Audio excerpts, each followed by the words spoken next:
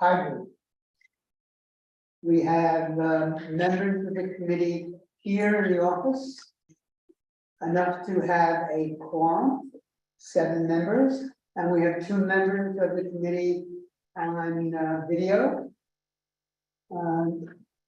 And I don't have to say, invoke the mayor's emergency procedure since they're gone, they're history. We're here. That's why we're meeting live hybrid.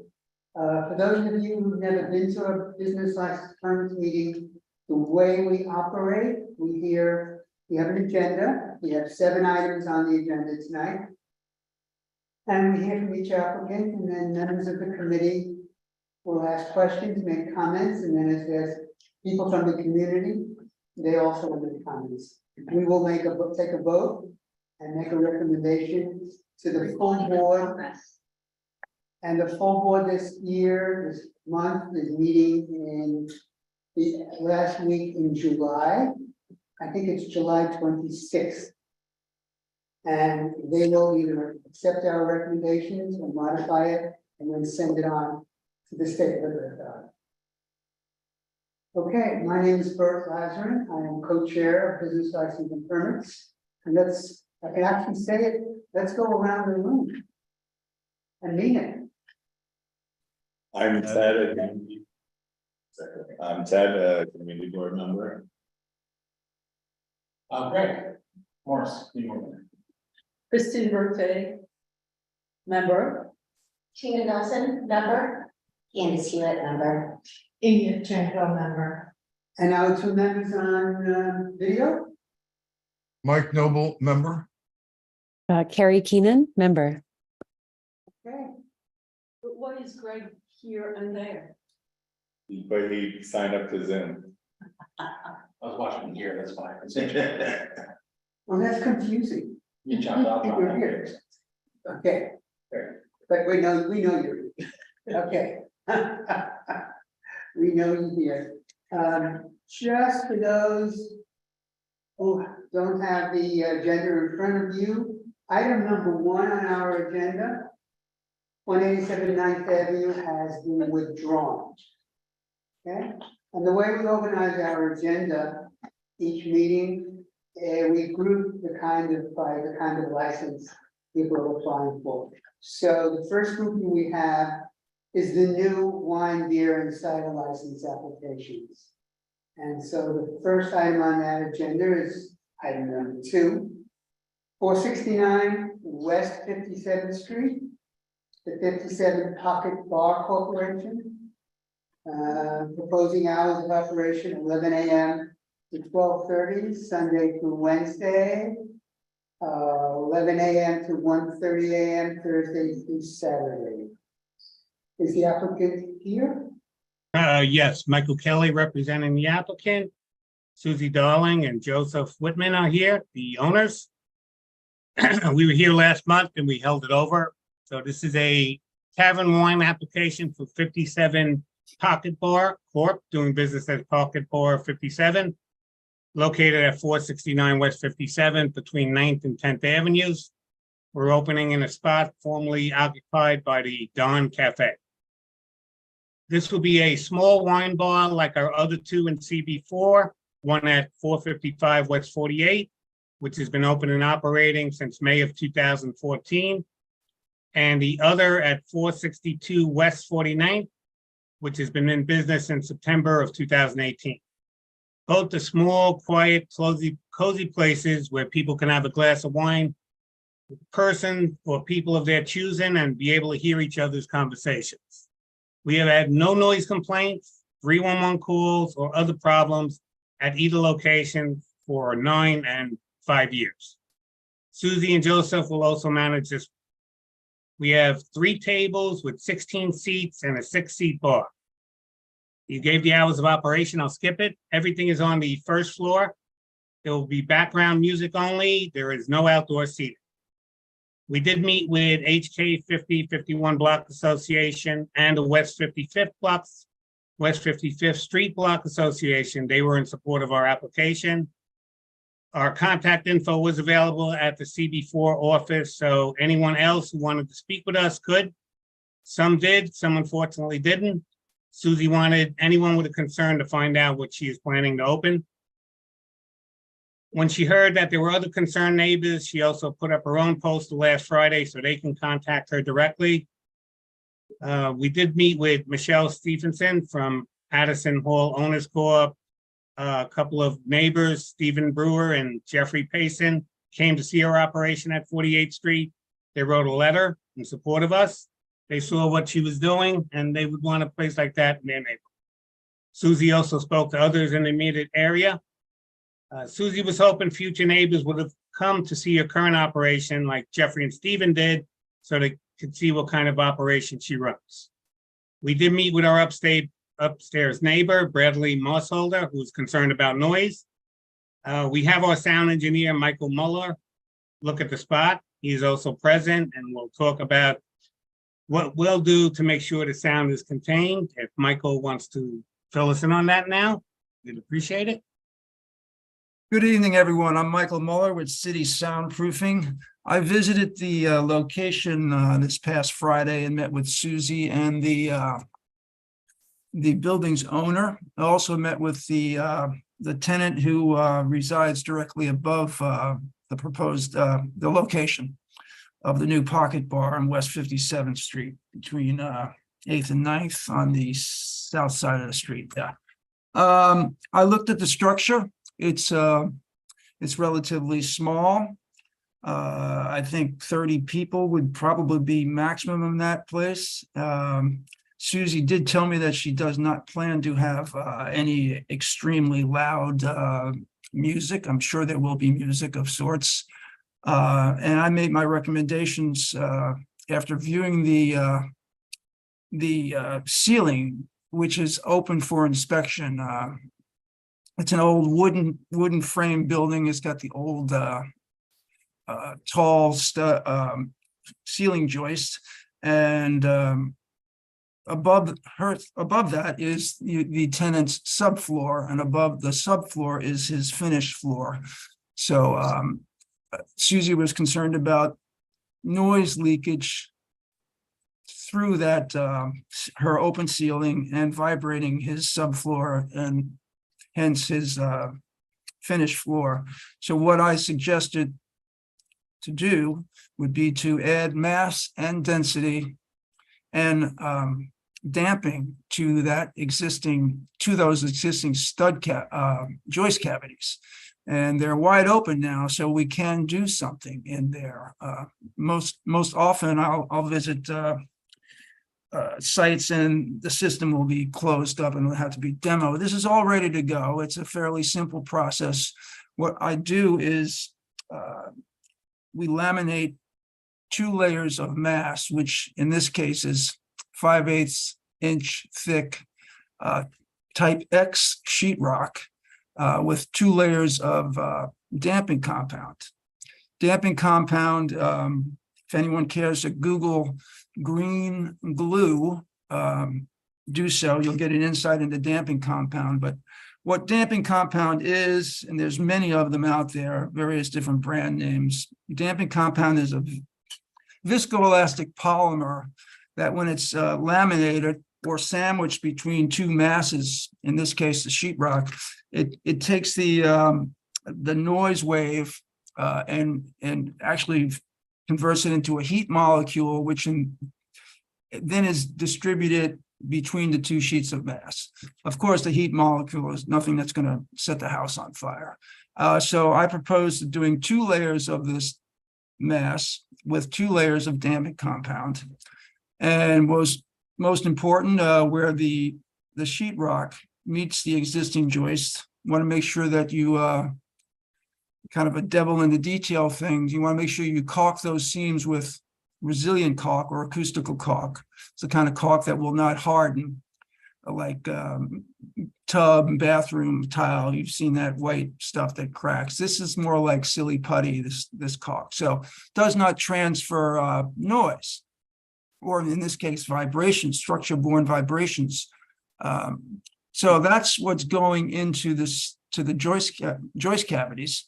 fairly substantial. There's only an 8-foot ceiling height thereabouts, so she can't afford to lose any ceiling height. So those two, with that application of the mass density and the damping and the caulk, that's pretty good. She's guaranteeing that she's not going to have a rock and roll band in there. So my final suggestion, because the room is at this point mostly all hard surfaces, which means reflective noise. So rather than close up the work that we install with another piece of a hard surface, such as a sheetrock or some sort of decorative tin or whatever it might be, we leave that area open and close the ceiling cavities with absorptive melamine foam. Melamine foam is highly absorptive, and it's of course fire rated. I mean, you can put a match to it; it will not burn.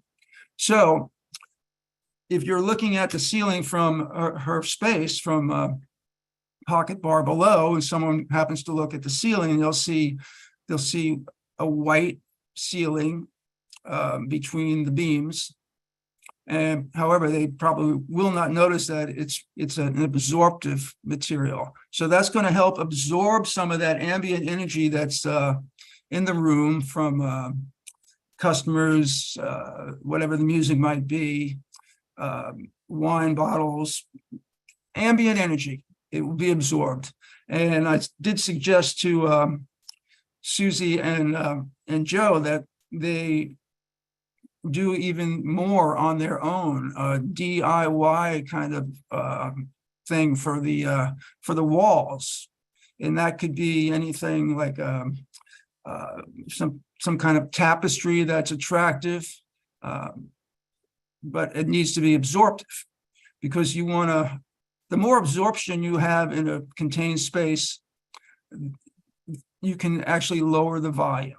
So if we had just a box space like we have now, when you had volume 10, it would be volume 10. However, if you add a bunch of absorption to the walls and the ceiling, which I plan to do, that's going to lower the overall volume of the space.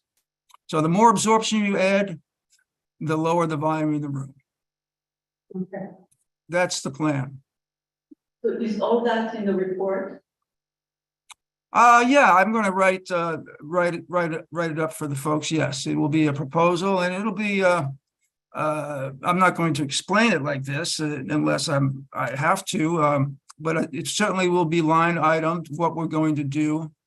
I mean, if you guys need me to say installation A will do this, I will do what I can in that regard. Yes.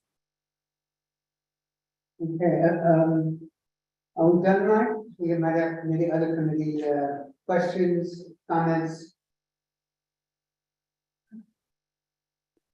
I just have Mike, one. do you want to see the finish? Okay. Oh. Mike, are you all finished? Am I, Mike? Yes, I am. That's about it for me. Yeah. Any questions, folks? No. I just have one question. One question. Did you say that the tenant would have the burden of doing something on their own? Or did I mishear you? Repeat that, please. The wine bar, if they wanted to put additional soundproofing. Mike Muller, did you get a question? She asked if the tenants, if you suggested that the tenants of the building are responsible for doing soundproofing on their own. No, this directed to me, this question? Yes.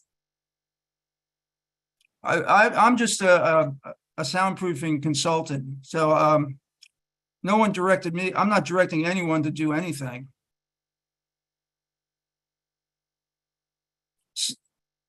Pocket Bar engaged my firm to have me come out and take a look at the space, and I think that was done because it's just protocol before you open a business such as that. Sorry. I'm just going to tell you, the room, that we are really having trouble hearing you. But what Tina asked was, if you, Mr. Muller, made a suggestion that the tenants of the building are responsible in any way for their own soundproofing, or if she misheard you say that? I think she misheard that. Okay. Yes. Any other questions, comments from committee members? Well, Christine? is the neighbor above satisfied with the recommendation? Did you all hear that? I did, yes. Yes. I can't speak for that gentleman. I did meet him. I did not, I didn't go over my plan with him. Susie, did you talk to him afterwards? The neighbor upstairs? You have to unmute. Yes. We spoke, this is our sound attenuation plan. Is Brad on here? I'd rather Brad speak for himself. Say what? Sorry, I think the committee first speaks and asks questions, and then we move over to the public. Oh, sure. I did speak with him. Like it's difficult because it's an extensive process of like the soundproofing of the space. I did speak with him about my plan, but I can't speak for if he was satisfied or not. Anybody else on the committee? Yeah, Bert, I just have a quick question too. A lot of the letters mention an apartment with an adjoining wall, not above, and I'm not sure if that's there and if it is, did you speak to that tenant and did you do anything about a possible adjoining wall? Is that to Susie? Is that to me? One of you. Oh, sure. To the owners? Yes. Yes. I have not. We did, especially since the last meeting, everyone had our information to meet with us. And they put up my information. I've met with many neighbors. So I have not met with the adjoining neighbor. And did the soundproofing study include that apartment? Yep. So you spoke a lot about what you're going to do to the ceiling, but what are you doing to the sidewall? Yes. And what Michael's mentioned is doing either the same, what do you call it? The same Absorptive paneling. To the wall Yes. on that side. Okay, thank you. Before we go to anybody from the community, I just want to mention, we did receive two letters, one from the West 4748 Dock Association and in support of the application, and another one from HK 4954 in support of the application. And they specifically said they want to make sure your storm enclosures, if you have that in the winter season, will meet all regulations, which is. They said they won't, right? They said they won't have it. Oh, you're not gonna have a storm enclosure? No. Okay. And What? if there's any amplified music, windows and doors should be closed. That was something from HK 4954. And Nellie, I think I see some hands raised. People want to speak on this? Yes, I'll move them over.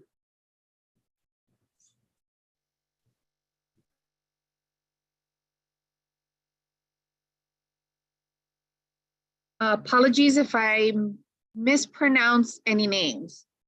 The first person I see is Ty Watch.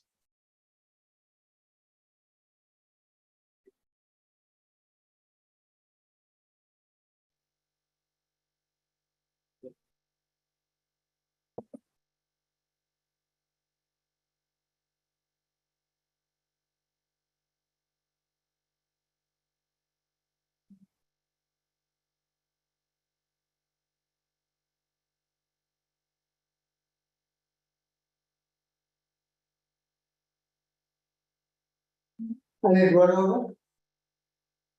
I'm brought them over, but I don't know if they accepted or just lower their hands. So I'm going to move over to the next person I see, which I have is Bradley.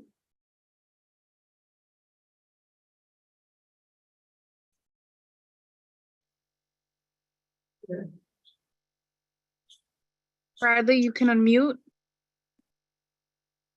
Hello, everyone. Can you hear me okay? Yeah. Great. Yeah, so I am the tenant directly above the space. I did meet with Susie and the contractor last week, so she did come to connect with me. I had some questions in regards to the space that the contractor was not able to answer, which did discourage me and my belief in the ability to soundproof the space, which I did say I was not fully convinced after the conversation. I wanted to know the decibel regulations of the material that they're intending to use. He basically said, well, it doesn't really have that. We're using green glue. Within 2 minutes on the green glue manufacturer's website, I found that that material itself is up to 11 decibels. I was able to find that very quickly.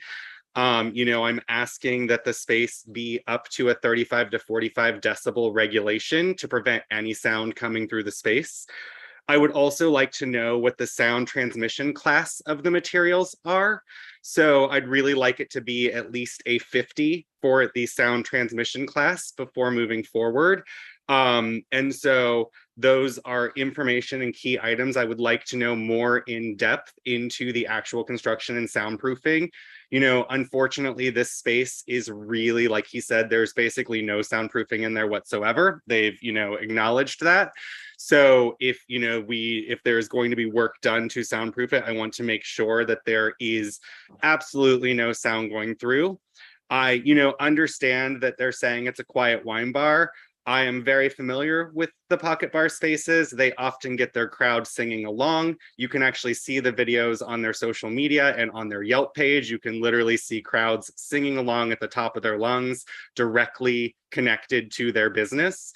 It is something that they regularly do. They've even spoke about it in articles to West 42nd Street and about people celebrating and singing in the space. So, I just want to make sure, yes, it may be a quiet bar, but these things are going to happen in the space, and that won't transmit. Also, she did mention getting some inserts for our windows to help prevent outside noise, which I very much appreciate. My concern, though, is, 70% of the year I have my windows open. We have no regulation of the temperatures in our space. So, in this building, we don't control the heat. We don't have AC, other than our window units. So we do rely on window units to AC the space. And in the winter, sometimes have to open our windows because we can't control the heat. So there is the need to have windows open. So what's going to be done to prevent sort of gathering in front of the space, smoking in front of the space during the off hours. So those are really my concerns, which I have voiced directly to the team. And I just don't necessarily feel confident that all of my requests have been answered at this point. Thank you. Would the applicant like to respond?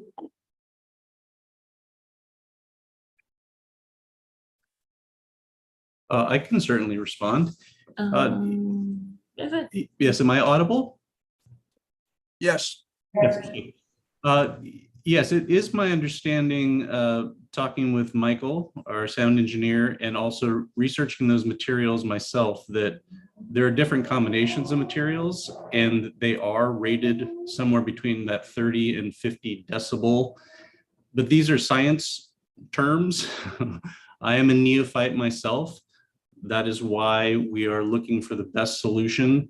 And Michael suggested that this can be accomplished. I think the contrast between the existing space and what you have been living with, where there were at least 2 previous businesses that you can hear, and that we can also hear walking and other noise from above. We are trying to, for both parties and the the neighbor that we have not spoken with yet. We understand that that sound transferring is not good for neighbors and ongoing positive relationships.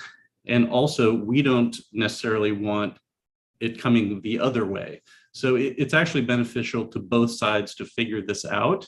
And we believe that this combination of materials between the adhesive, the mass, which is, as I understand it, drywall, essentially you're creating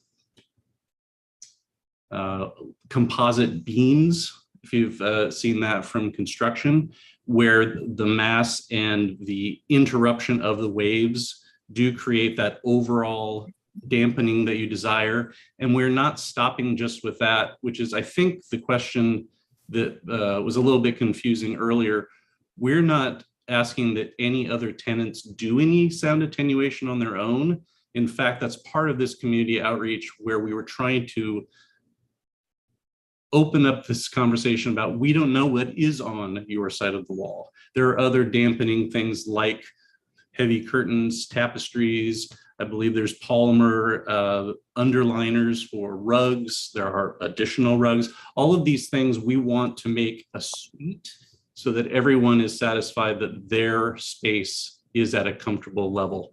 And going back in preparation to see if we were actually good neighbors in the existing spaces, which are of comparable size, of comparable location to avenue, street, and whatnot. We just don't have an ongoing issue with noise escaping externally. And I think with this best intention to get the right materials in the space, that it would be the appropriate amount of preparation. And if not, if we establish this positive communication with the neighbors, we can adjust as we go. The last thing we want to do is create an ongoing confrontational relationship. And you mentioned the social media posts. Yes, people sing, and it is something that has happened, but we don't have 311 complaints about people singing. That is not part of a 10-year cycle of truth from the exterior of the bars. It is a factor inside the bars. So I don't dispute the fact that that happens, but it's just not an ongoing noise issue for 311. And Thank that's you. Ellie, can you move the next person over? Yes, next we have Ellen.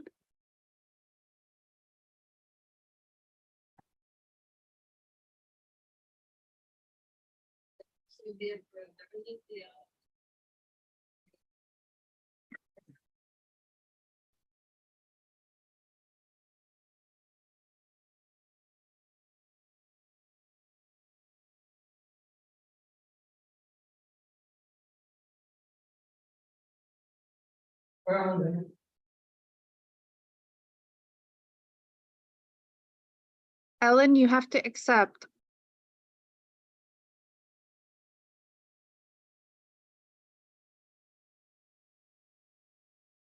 We'll move on next to Mary.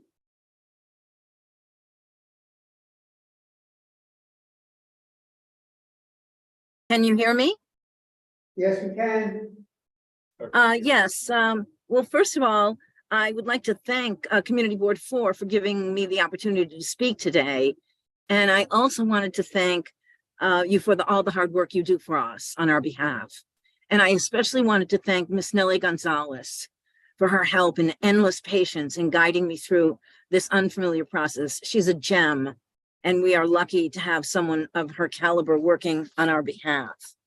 I just wanted to sort of speak about my objections and my concerns.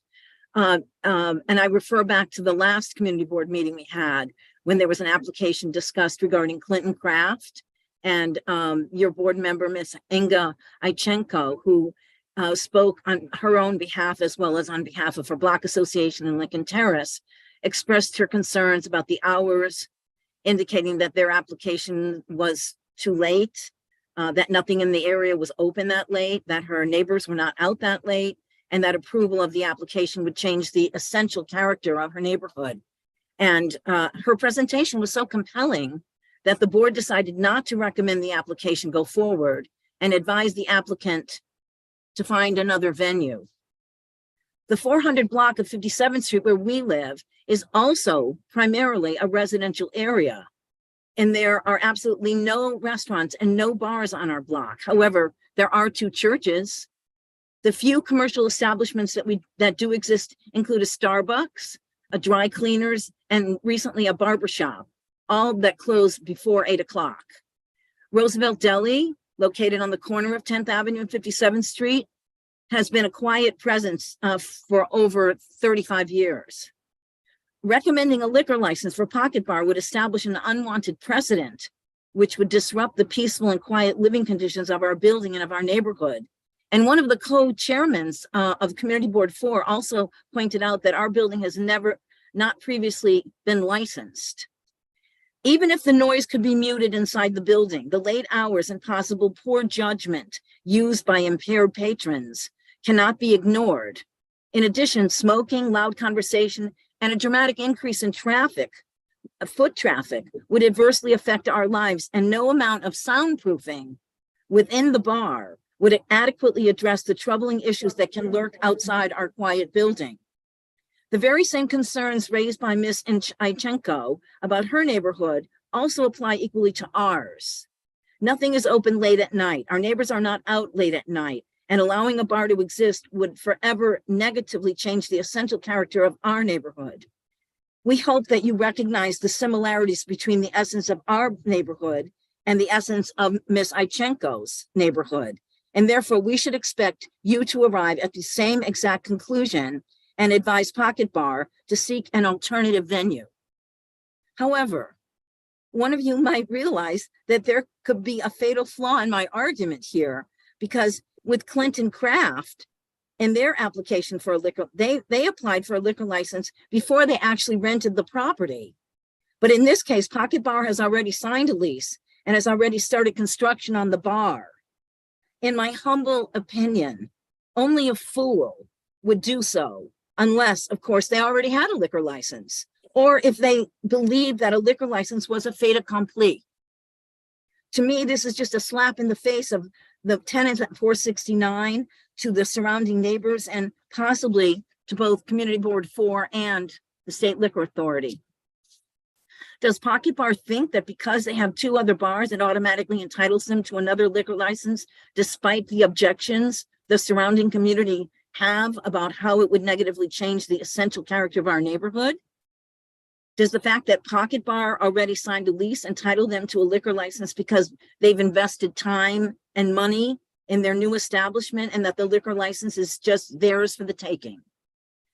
I implore Community Board 4 not to recommend forwarding Pocket Bar's application onto the full board and to the State Liquor Authority, based not only on the objections made by the tenants at 469, but also based on the many signatures we obtained from our fellow neighbors on the petitions that we have submitted, as well as based on the support we have received from our city council member, Gail Brewer. It's not just about soundproofing. It's about setting a precedent by allowing a liquor license to forever change the essence of our beloved 400 block. And for my final thought, I want to leave you with this. Who among us wants to live above a bar? Raise your hand if you want to live above a bar. So tonight, if you decide to raise your hand to recommend that Pocket Bar's application should move forward, please think twice before you do that, because I hope that we've made it clear that none of us want to live above, beside, or anywhere around a bar on our pristine block. Now, I also happen to live on the ground floor where my bedroom wall is contiguous with the bar. And I have to say, the fact that we're repeatedly blamed for not contacting Pocket Bar is ludicrous. And the fact that they want to put a tapestry up to block the wall and the sound is insulting. Thank you, Mary. Thank you for your time. I really, really appreciate the fact that you let me speak. Okay, thank you. Nellie? Next, we have Amy.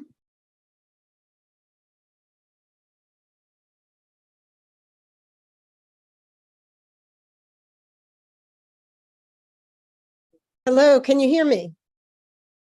Okay, before you go, Amy, I just would like to say, we're on our first item of the agenda. We have 6, 7 more to go. And if you have something new to add, we certainly would like to hear it. Or if you agree with what people have been saying before you, say that. Okay, thank you. And that's not just for you, it's for anybody else who's going to speak after you. Yes, I would like to speak briefly. I do agree with Mary and Brad. I would just like to say I've been in the building since August of 1980. We have a lot of long-term tenants in our building, and we have some elderly tenants in our building.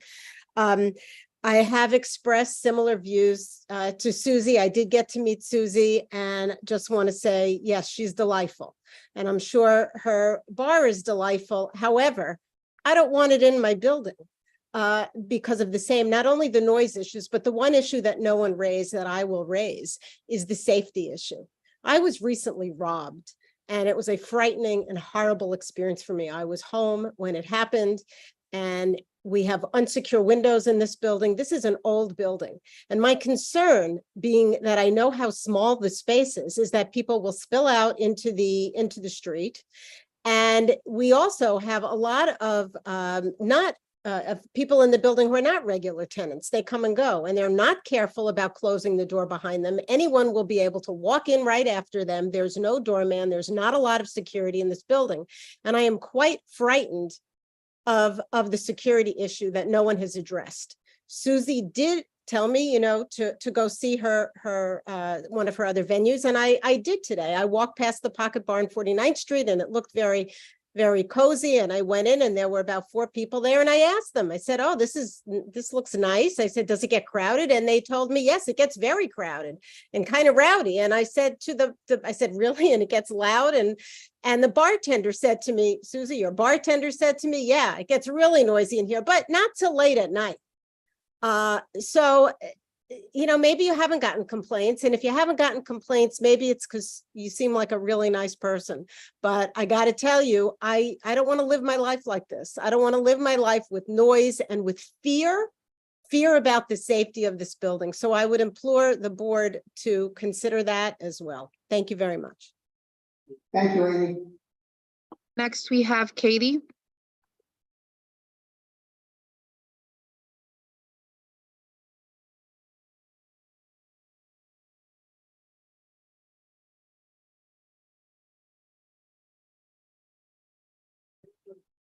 You have to unmute it.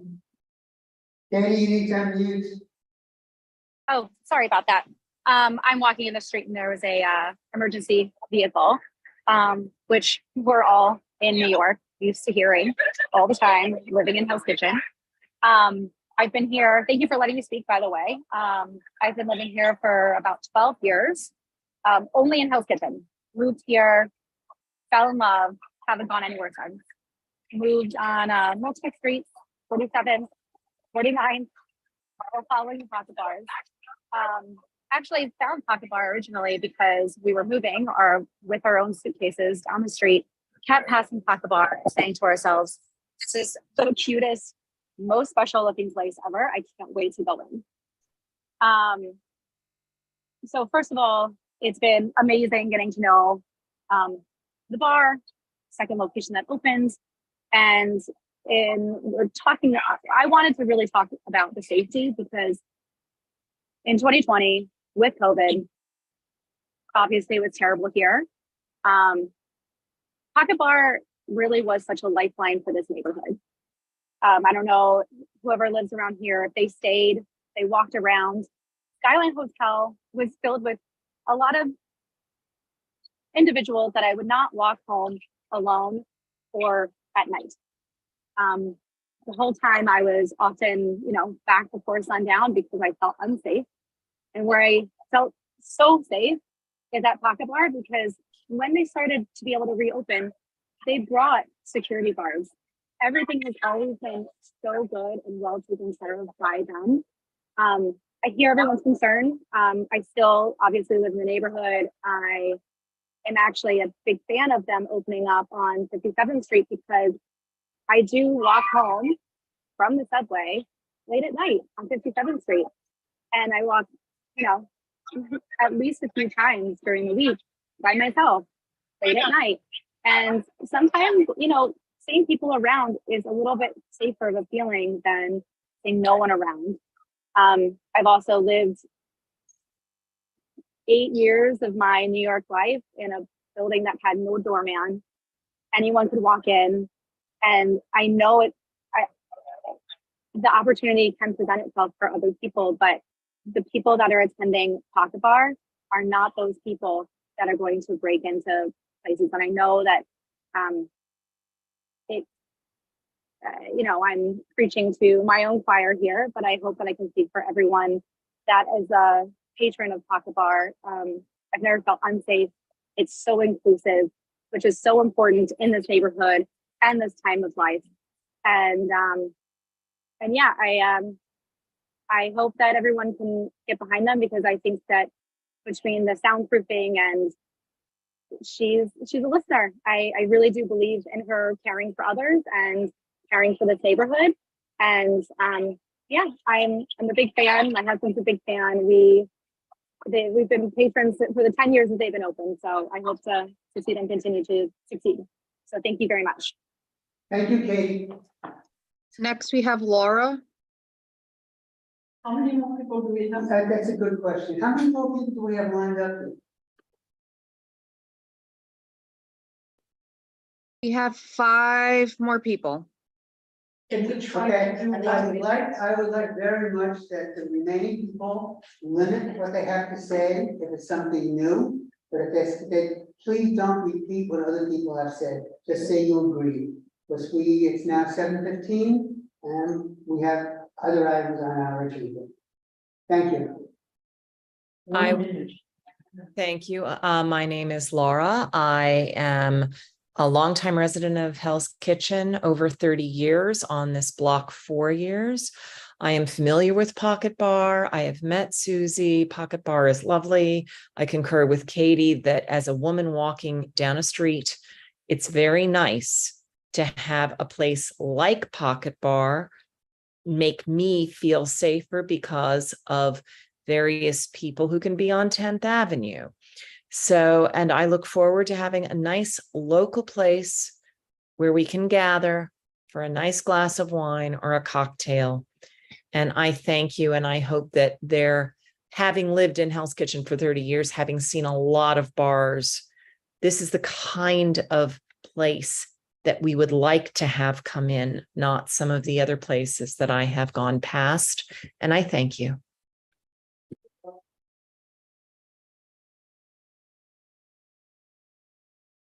Next, we have Alicia.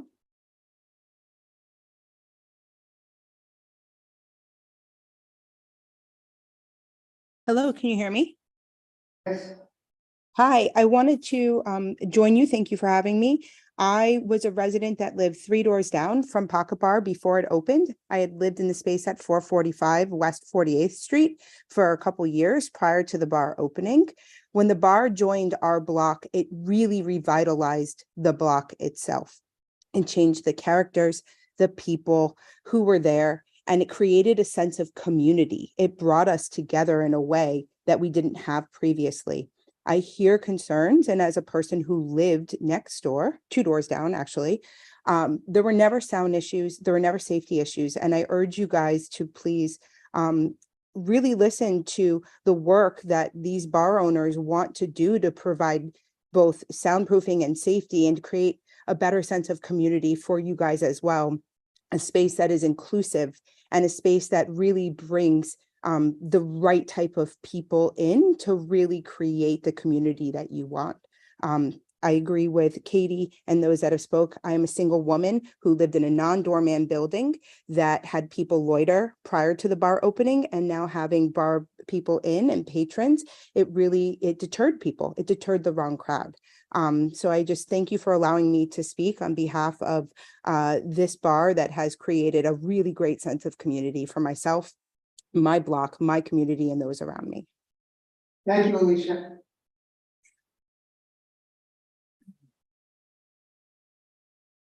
Next, we have Sam.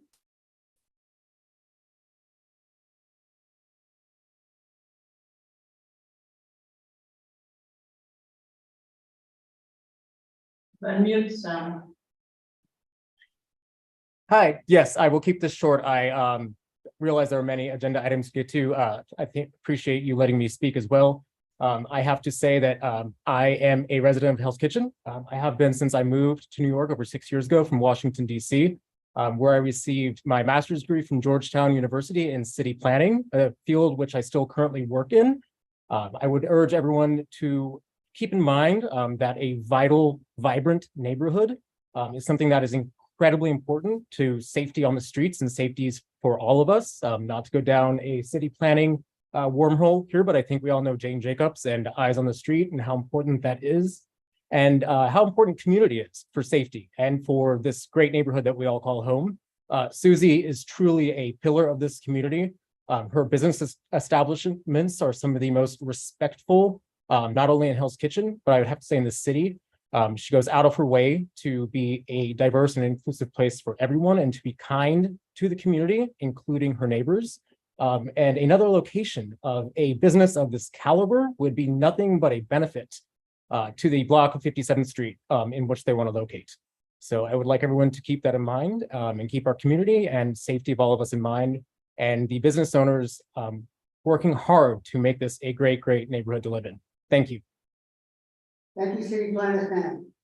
Next, we have Jeffrey. Jeffrey, you can unmute.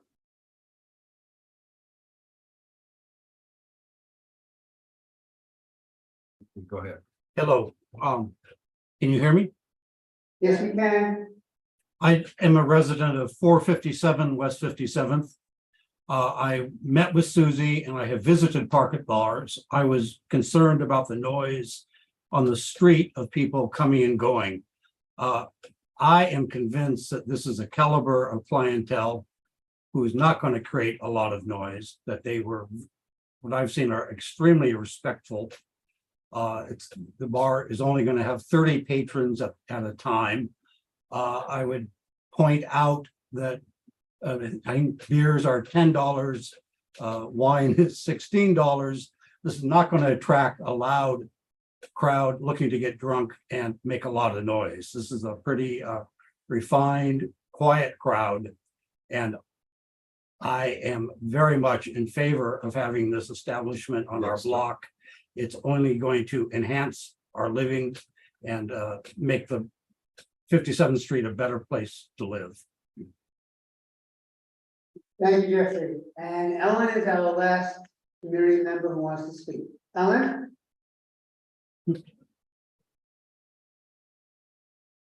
Sorry, I'm here to speak about a bar on 26th Street. I'm sorry I interrupted. Oh, okay, we'll wait till later, Ellen. Thank you. Go back in the square. Okay, if the applicant would like to respond, give you 2 minutes, please, and then we have to discuss.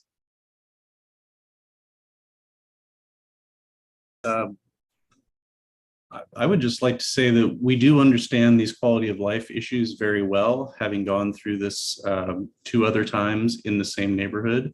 I think we're actually more keenly aware now after moving to the neighborhood as well. We lived on the Upper West Side, but now we also live on 57th Street, and we want to integrate even more into these blocks. I would like to say that characterizing us as being aggressive by signing a lease and investing money with an assumption that we would get a license is a little misreading of what happens. We are required to have a space before applying for a liquor license. So there's no assumption that Can't do anything. Yeah, we have to engage the space first. There's no way for us to put the cart before the horse. So this is part of that application process. We respect it. We respect this body. We respect our neighbors. I think we have shown that we are good actors with the best intentions. So again, we're open to any sort of conversation. Okay, thank you. May I speak before we close this agenda? I think we're okay right now, Mike. I see people from the committee who want to say things. Okay, thank you. Ina? Yeah, I just want to ask the applicant, with the other two locations that you have, how much soundproofing did you have to do before you moved into the space?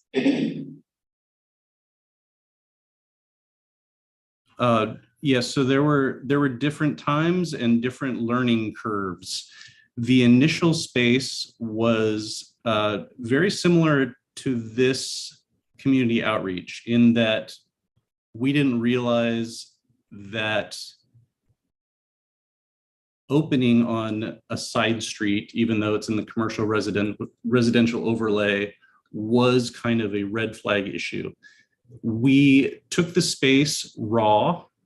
When we built out, we discovered that it made sense to add denim wool insulation to a drop ceiling, and we did not have any 311 or similar noise complaints. We found that that was enough to prevent people from objecting to noise levels outside of the space. On 49th Street, because we were more aware of sound attenuation as a pivotal piece of this community outreach, the building itself was being renovated. And again, we had access to the ceiling. So at that point, we added additional drywall and insulation packed into the ceiling, and then perforated decorative tin tiles, which actually absorb some of the sound. And again, we have not had sound issues outside of the space. Does that answer your question? Yeah, I do have a problem since this was not previously licensed. It was a coffee shop which did not have a liquor license, if I'm correct. And before that, it may have been a dry cleaner or something else, or there's a dry cleaner next to it. I do, it's okay if I do want to say, like, it's a beer and wine license, because the community that's a very different thing to have a liquor license as opposed to a beer and wine license, which is a very different clientele and different. Right, but it was previously unlicensed, correct? The space. Yes. It just scare people that don't know the difference, which is. We're aware of the difference. Yeah, so, okay, I hesitate just because it's not been licensed before. It's in a building with a lot of residents. It doesn't have any soundproofing. I don't know how much they have to do to make it that way. I don't know. Okay, any other committee members have comments? Go ahead. I have a question about the certificate of occupancy. It says it's 50 for the 2 stores. And there's on their application, they have 50, but then it says first floor 35. So they have 2 conflicting numbers. So I have a question about that. And how they were able to get the 50, because it says 2 stores. And then from what I understand, they're only taking over that 1 space. And then my second question is on their application, we heard a lot about the community and talking about security. And in their application, they don't even have that they're going to have security here. So I feel like it's a little bit of a red flag that they don't have a security plan to be implemented. Oh, yes. I mean, we're a wine bar, like with Ardesia and like this type of clientele, and our business does not warrant a security guard. Okay, Suzanne, could you please answer the first question that came? Sure. What was the first question?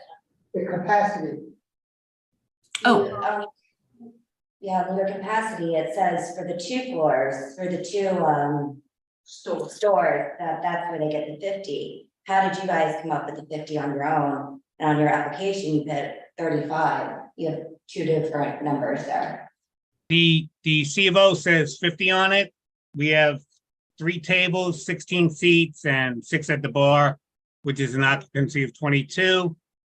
We put 35 down. We assume there's going to be a few people standing, and we're also going to have employees.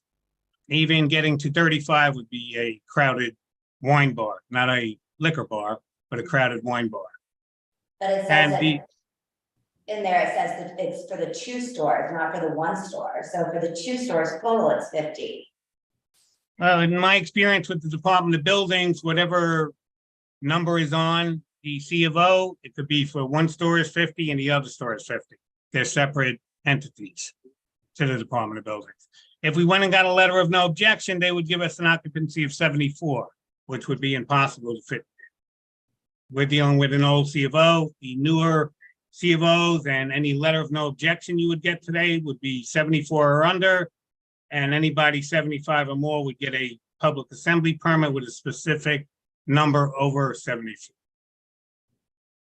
Okay. Christine, okay. Any other questions, comments? Yeah, Okay. I have a question. What was the sound reading in the apartment above? When you guys did the sound study?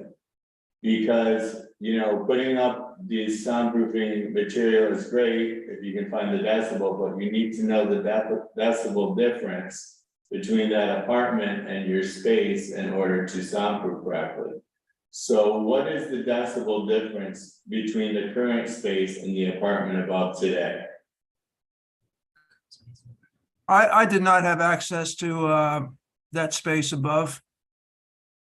I think that you should get a sound reading from that person's apartment to determine how much soundproofing you're gonna need to do. Correct. You know, I know that like for clubs and bars that have bigger speakers and DJs and stuff, you need more substantial. And I know that probably from this venue, you're probably gonna have to do less because vocals are a lot, you know, a higher pitch and they're not gonna leak as much. But you should find out what the difference is in order to figure out what material you use for the decibel difference. Well, if I'm engaged to do that, I will certainly move forward on that. That was not my, I was not engaged to do that. I would also add the apartment that's adjacent. Right, and the adjacent apartment. Thanks, Carrie. Wait, may I ask you a Do question? you have a question, that's comment in addition, Carrie? Oh, yes.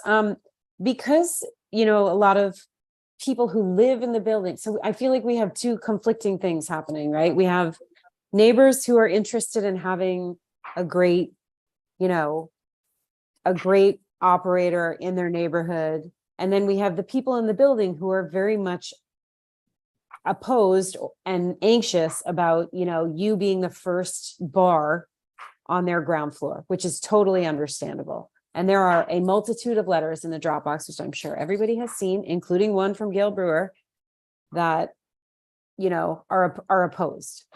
So I guess what I feel like is like I wanna say yes to everybody. Like that's my feeling. Like I want to vote yes to all of it, but I want to make sure that the people in the building get the protection that they want. And I don't think that what we heard tonight about the sound study or this, you know, the testing that's been done so far, or the ideas that are being thrown around like tapestry. Sorry, that was like a big red flag for me. No, it's not a big red flag. Well, for me it is. So I'm speaking. So just a minute, please. Yes. So I think we need a sound study. Like for me to vote yes, we would need a sound study, like a real one where we have what Ted's talking about, like decibel numbers, where, you know, we have comparisons from the inside of the apartment above and adjacent. As well as I want to ask you if you would consider earlier closing hours to start so that you can build up some, you know, trust and relieve the anxiety of the people in the building. And then you can always come back and ask to extend. Let me think all about that for a second. That's a lot. That's a lot to ingest. We're on mute. Are we on mute? Are we on? No, we're on. Let me think about that for a second. That's a lot to ingest as we have like very, very solid. You have a solid reputation for 10 years at one of the most, as you know, JD Nolan is my neighbor at Pocket Bar. He is my neighbor.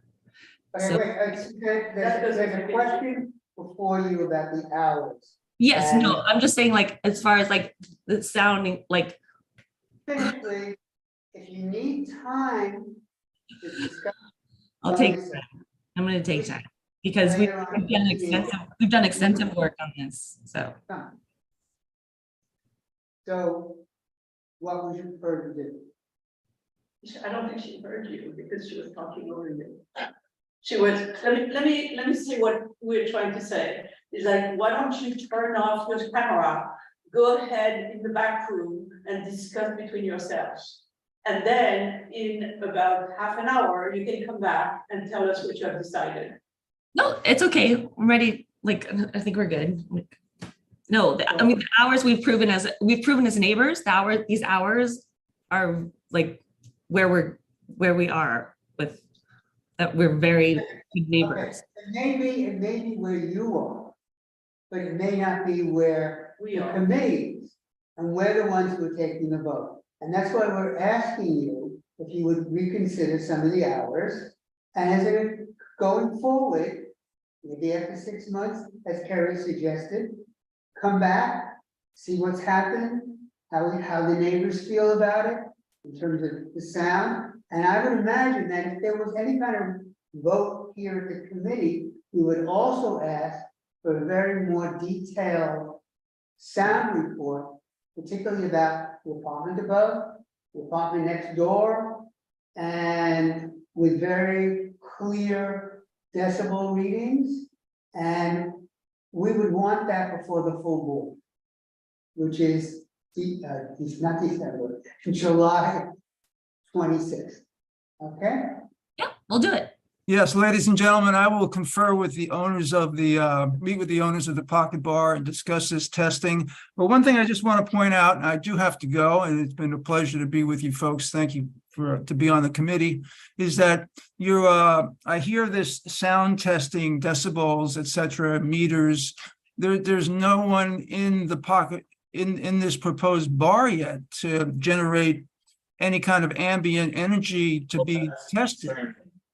That's concerning because I've gotten many soundproof reports and they actually mimic the sound through actual speaker to mimic the voices to get an actual reading to figure out. So it might be the case of having to hire a different sound engineer that is capable of doing that and not just talking about materials. And I do indeed work with these people that do these meters, and there is no silence. There is no silence. I know the gentleman above the proposed. Okay, wait, sorry, we really would like to move on, okay? I think Ted made a very good point that many people, many acousticians come to us with reports, you know, the space is vacant, but they generate reports based on, as the verb was mimicking, actual occupancy, okay? Christine? Yeah, I'm not sure whether you understand the protocol here. So either we are going to vote based on the information we have, or you want to change your position and we will vote on your revised position. So what we are trying to do here is to give you the opportunity to revise your position or not before we take a vote. Okay. So do you want to? Sorry, go ahead. Yeah, do you want to go away and come back? In a half an hour or so. Or, you know, that's what we were proposing, so you are sure of what you are putting on the table here. What hours are you thinking? Inga? Well, I Or the Kerry? not do later than 10:30 weeknights and 11:30 on weekends to start. Done. And I think the sound study is the other sticking point for us. A real sound study.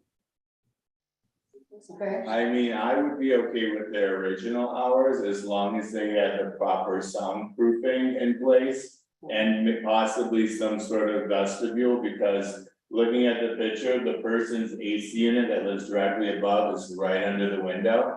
And if you have people singing and the door opening and no security to tell them to keep the noise down, then how is that gonna give us reassurance that the tenant above is not going to hear all the screaming? Who's gonna be monitoring that? Let's go with the hours they agreed with. And Yes. come the back. sound report. It And adds, part of okay. the sound report may be, how do you prevent this? Exactly. That's part of the Okay, sound so report, right? thank you for being flexible. And do I hear a resolution? I'll Well, make I- a resolution. Sorry. Carrie? No, I'm sorry. I didn't hear, I just missed it. Maybe the applicant, how they felt about getting that full sound report and then implementing what the report suggests. Yeah, absolutely. Absolutely. Okay, we got an answer. Thank you. And it's, you know, recorded. Inga, I make a motion with the reduced hours, 10:30 on weeknights, which is Sunday, Monday, Tuesday, Wednesday, Thursday. 11:30 on weekends, which is Friday and Saturday. With the proper sound report that Ted mentioned before the full board meeting, and then the final portion about the overhead door noise under the air conditioner, the vestibule. is there a second? And the commitment to execution, right? Correct. Isn't there some acoustics that we recommend? Yes. Can you ask them to choose one? Okay, sure, right. Yeah, I would say to choose one of the acousticians off of the community board's recommendation. This is the New York City recommendation. New York City recommendation. Okay, That way you know you're getting the correct reading. okay. Is there a second to the motion? Christine? Okay, all those in favor? Okay, Mike and Carrie. I. Carrie, your hand is up. Okay. Yeah, Thank you. Thank you all. Okay, moving on. So the next thing that happened is you have to do, you want to tell them what the next thing is, or do they know what the next step is? They need to get the report to You us. need to get that enhanced, detailed acoustical report to us before the full board meeting, where the full board votes on this item, and the full Yes. board is the 26th. When will you need the report by, Nelly? I will need this report. Give me 1 second. I will need this report by Thursday, the 20th by noon. So you might want to reach out to the neighbor above and adjacent to see if they will give you access to the apartment for the acoustic report. I wanted to ask that question. Can we ask that question? Are the people still online and ask them whether they would be open to that? Bradley has his hand raised. I think he was one of them. Yes, he's the first person to speak. Correct. Nelly? Are you moving Bradley? Hold on out? 1 second. Right. Let's see if Bradley agrees that let somebody in his apartment.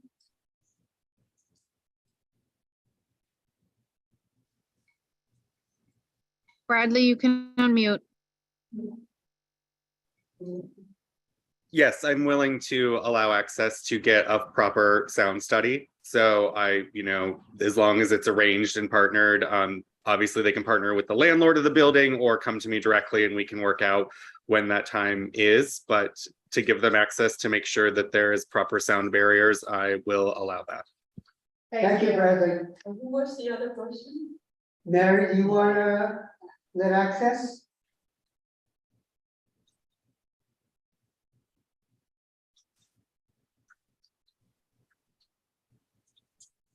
Oh, here's Mary.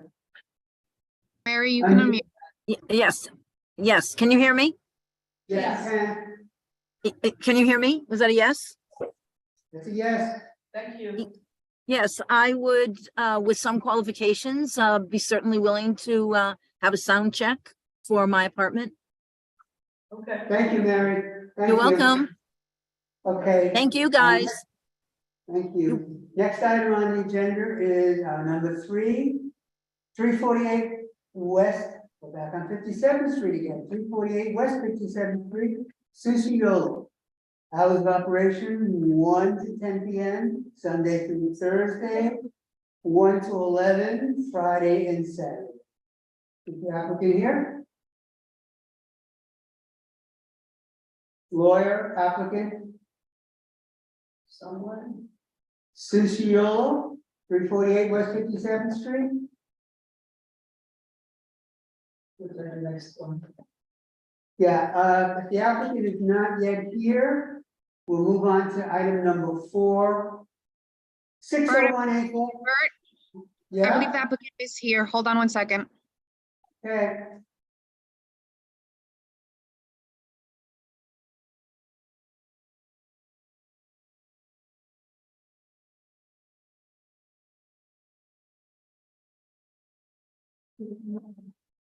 Oh, Vando.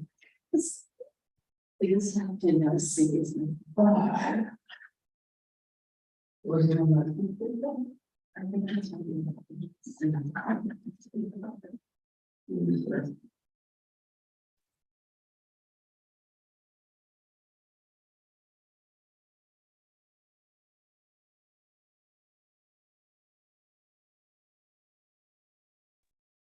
Hello?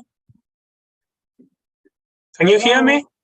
Yeah, I'm the owner of the Sushi Yolo. Yes, we can hear you. Oh, great.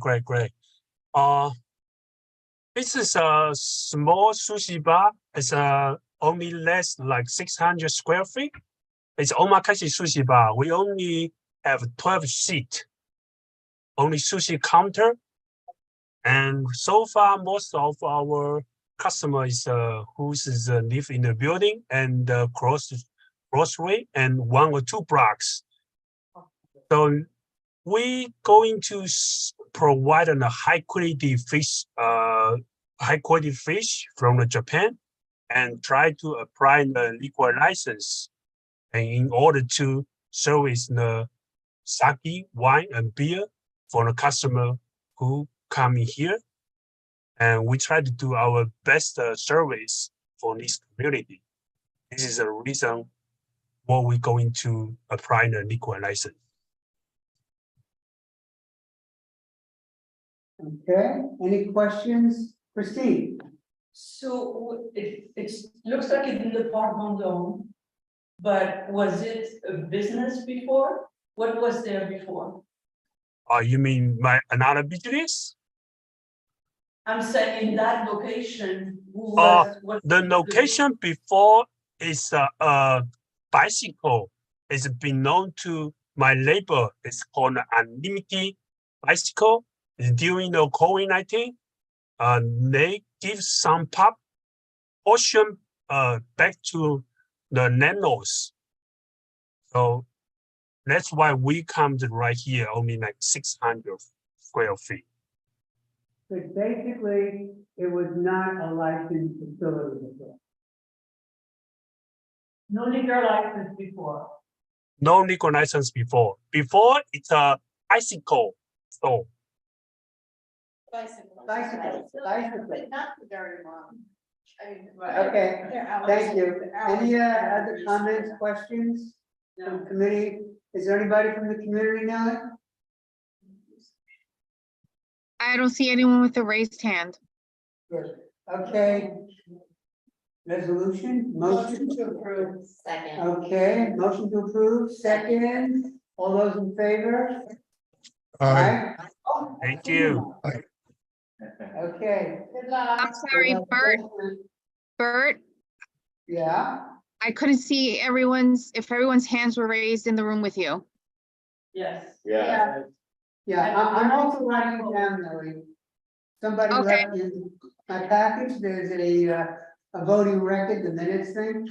Okay, thank you. I'm writing it down. Thank you. Okay. Item number 4. 601 8th Avenue. The Pollo Campero of New York. It's hours of operation 10 a.m. to 10 p.m. 7 days a week. What's the cost to it? 40, 39, and 40. What's the cross street, Candace? I believe 39 and 40. It's where that rainbows. on 8th Avenue. Okay, is the applicant present, lawyer, applicant? 601 8th Avenue?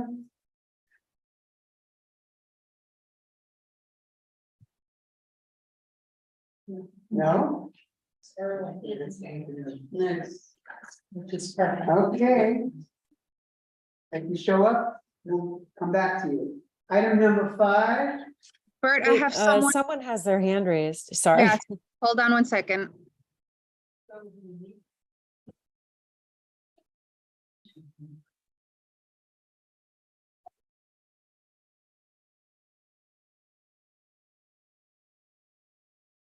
Hello, can you hear me? Hi, Kevin. You're Hello. from 601 8th Avenue? Yes, ma'am. I'm the store manager for that location. Are you the applicant? That's the thing. They told me to log in to this, but I'm not sure if I was supposed to say something because they told me that they were supposed to be here too. The people who is helping us. I'm gonna try to reach out to them because that's weird because they told me to log in a few minutes ago. So maybe we should Yeah. go to the next person. Yeah, I'm gonna and reach we out to can them. Come back. and- yeah, I thank you.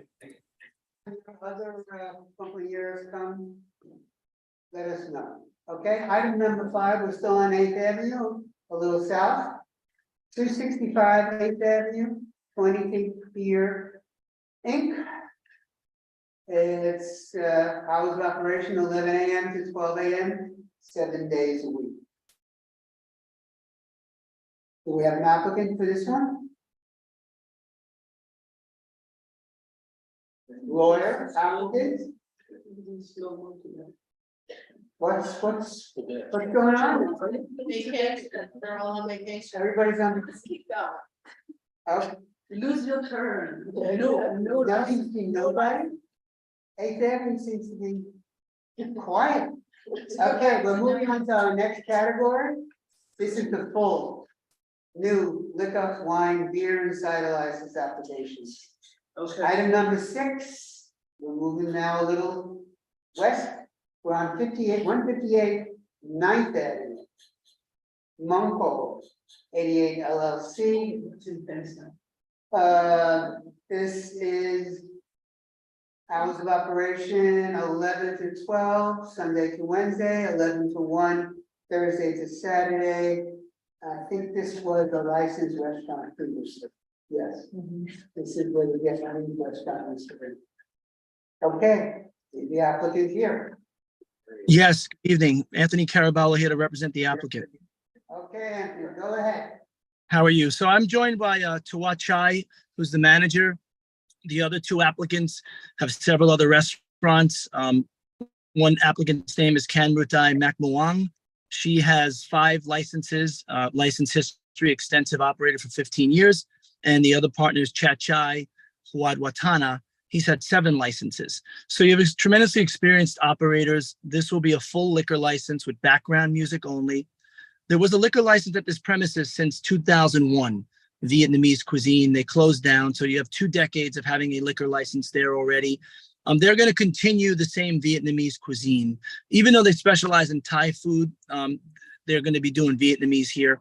So it's 46 seats, 16 tables, small bar with 4 seats. Hours of operation 11 a.m. to midnight, Sunday to Wednesday, and 11 a.m. to 1 a.m. Thursday, Friday, and Saturday. Proper posting was done. We sent out emails on June 28th. We received 1 response from the London Terrace Associates. The gentleman requested a copy of our packet, which we then sent right back to him the same day. Mr. Hum, we did not hear back from him. So I would be glad to address any questions the committee may have, understanding that this is the same operation that's been in the premises for 2 decades, and you have very experienced, responsible operators going into this space. Thank you. Any questions here? I have a Go ahead, question. go ahead. This is like the new one that I'm going to raise often. Which is, are the applicants are going to keep their garbage cans inside their restaurant during the whole day? I'm sorry, if you keep that, Isn't there a new law or a new, Well, that's the point. the point, there is a new law that. But it allows them to put it out in front of the building. I want them to keep it inside the apartment, inside the stores. So the question one more time is like, there's a new, the sanitation department has put out a new rule saying that restaurant can put their containers empty in front of the building. Containers, not bags. Not bags, containers in front of the building. I want to make sure that you're going to keep those containers inside the restaurant, not. yeah, Christine, they would comply with that. I mean, they're seasoned operators. They have many establishments. I don't think they would want the eyesore of a container outside of their premises anyway. So we would comply with that request. Okay, thank you so much. So that would be garbage inside until. Garbage container inside until pickup. Okay. Any other questions from committee members? Concerning the, Candace? yes. We are on the right one, yes. The existing rear yard, do you guys have access to that? I just want to make sure nobody's going out there. No, I'm not sure about the access, but it's not in our application. They won't be using the rear yard. It's not part of this. Okay, thank you. And I don't think the previous. Yeah, I just wanted to make sure that they weren't going out there because it's residential. Sidewalk cafe, are you looking You said to, no on that. are you going to not look to do that in the future, because there's no space there? There's a tree, there's a. Yes, thing. it's not an essential part of their application. I mean, I don't even know if they would be eligible for the New York City open restaurants. I imagine if they were, they might want to pursue it, but I know it's a small frontage and I know that there's not an opportunity to fit a lot of tables and chairs out there, that's for sure. Perfect, and that was, and the London Terrace Tenants Association is happy with your application. Thank you. Just change your hat. Didn't you? I did. Okay. I heard from them while I was on vacation. Okay, anybody else from the committee? No? Okay, Carrie, I don't see your hand up, and Mike, no. Anybody from the community? Nellie? There's no one with a raised hand. Okay. Do I hear a motion, Christine? So motion with, what, no, Garbage containers and no inside. sidewalk. Yeah, No sidewalk. correct. There's a second? Second. Okay, all those in favor? Yes. Aye.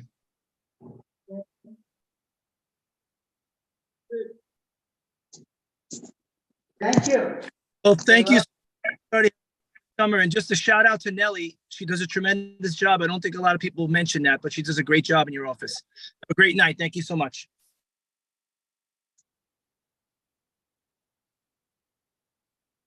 Have the applicants showed up for those 8th Avenue spaces, Nellie? Bert, Yeah. yes, that's James Wang. Which one? Which one? 265 or 211?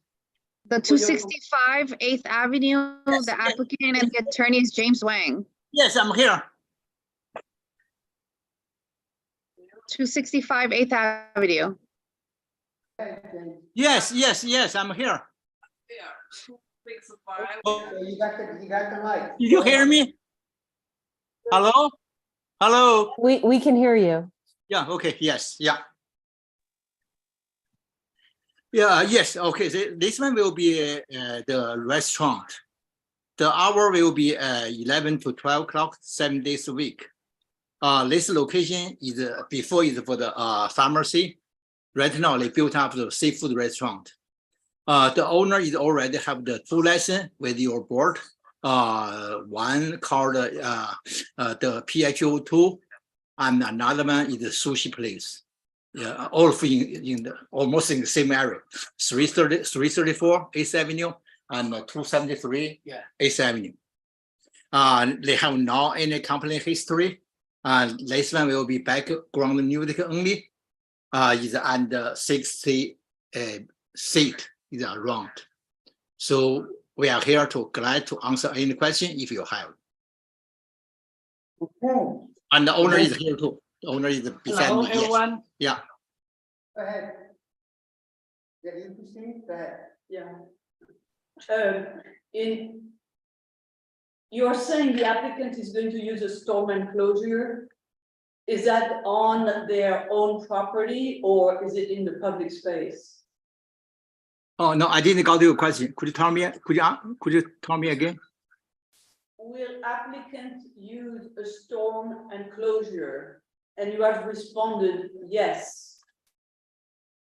Oh yeah. OK， 所以你冬天的话，你装不装那个防风门？我门口不装。No, listen, no, listen, no.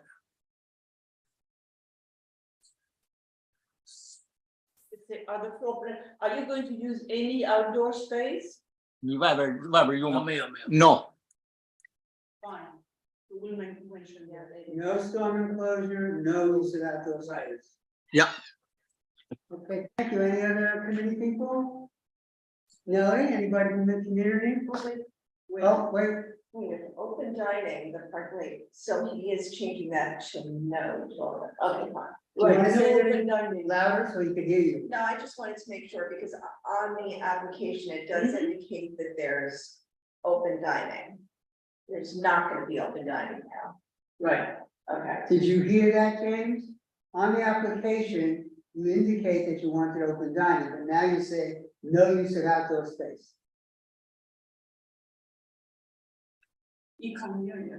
James, the question is, on the application, you state that you may use outdoor dining in the street. Are you saying no outdoor dining at all? No, because this one will be arrow type is the typo. So no. No outdoor dining. No, Okay. no. Thank you for clarifying. Thank you. Clarification. No outdoor dining. Anybody from the community now? There's no one with a raised hand. Okay, so we're back to, this is item number 5, resolution. Motion? With the Second, change. what I have is no use of outdoor space and no storm enclosure. All those in favor? Aye. Yeah. Opposed? We're all there. Thank you. Thank you. Good night. So much. Good night. Melody, item, people from item 4, sure? Yes, I believe they're here now. 601 8th Avenue. Hello, everyone. Good evening. I'm sorry, Aurelia Tavares, the representative for Pollos Camperos, 601 8th Avenue. How are you, everyone? Sorry. I'm here representing Pollos Camperos is almost like a fast food chain. They're located at 601 8th Avenue in the Port Authority. They have the ground floor and the basement. They close at between 10 and 11. They're asking for beer and wine. They're a full restaurant. On the ground floor, it's 74. On the upper level, it's it's really just the ground floor where people are going to be eating and ordering food. Most of it is to go, but they do have some seating inside, and we're adding beer because people are requesting it, and there's kind of a quasi-Spanish menu here in terms of those additives like plantains, yuca frita, in addition to French fried chicken, but more with a Spanish flair. Okay, so we're talking 601 is actually the Port Authority bus route. Yes. Within the bus building. Okay, thank you. Questions from committee? Proceed. No outdoor use. No. There's no group. Okay, anybody else? Anybody from the community, Ally? There's no one. Okay, do I hear a motion? And a second. Okay, all those in favor? Yeah. Aye. Aye. Carrie, oh, there you are. Okay. Okay, passes. Thank you. Thank you. Hi, Rosa, my friend Rosa. Good night, everybody. Have a great one. Thank you. Good night. Okay. So now we're moving ahead to The Haiku Group. item 7, 191 7th Avenue. We're bouncing from avenue to avenue. 191 7th Avenue, Haiku Group.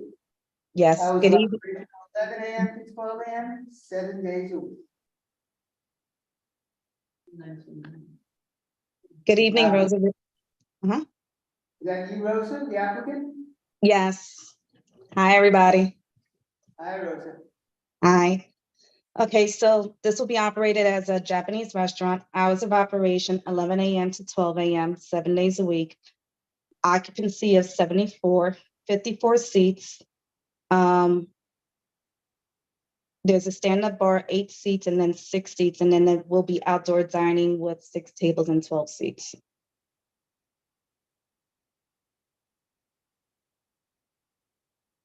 Questions?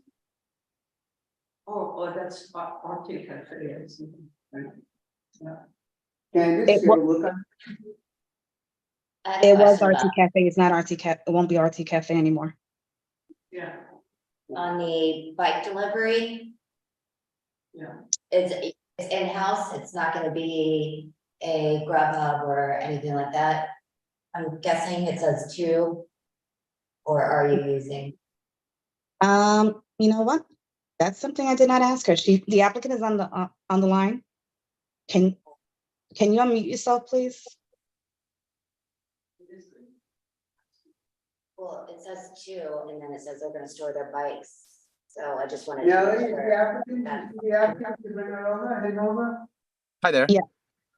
Oh, yeah, okay, Hello. so there's a question after that. Can you hear us? We can. Yes. Yes, we are the operator for the Haiku Group, and yes, we will be using Grubhub and the third-party deliveries like we used to for our currently location as well on and yep. Just on the thing, it just says they're gonna store their, it's a different, what they say on their application. And then I guess also on the sidewalk cafe, they didn't finish up the rest of the second part of it.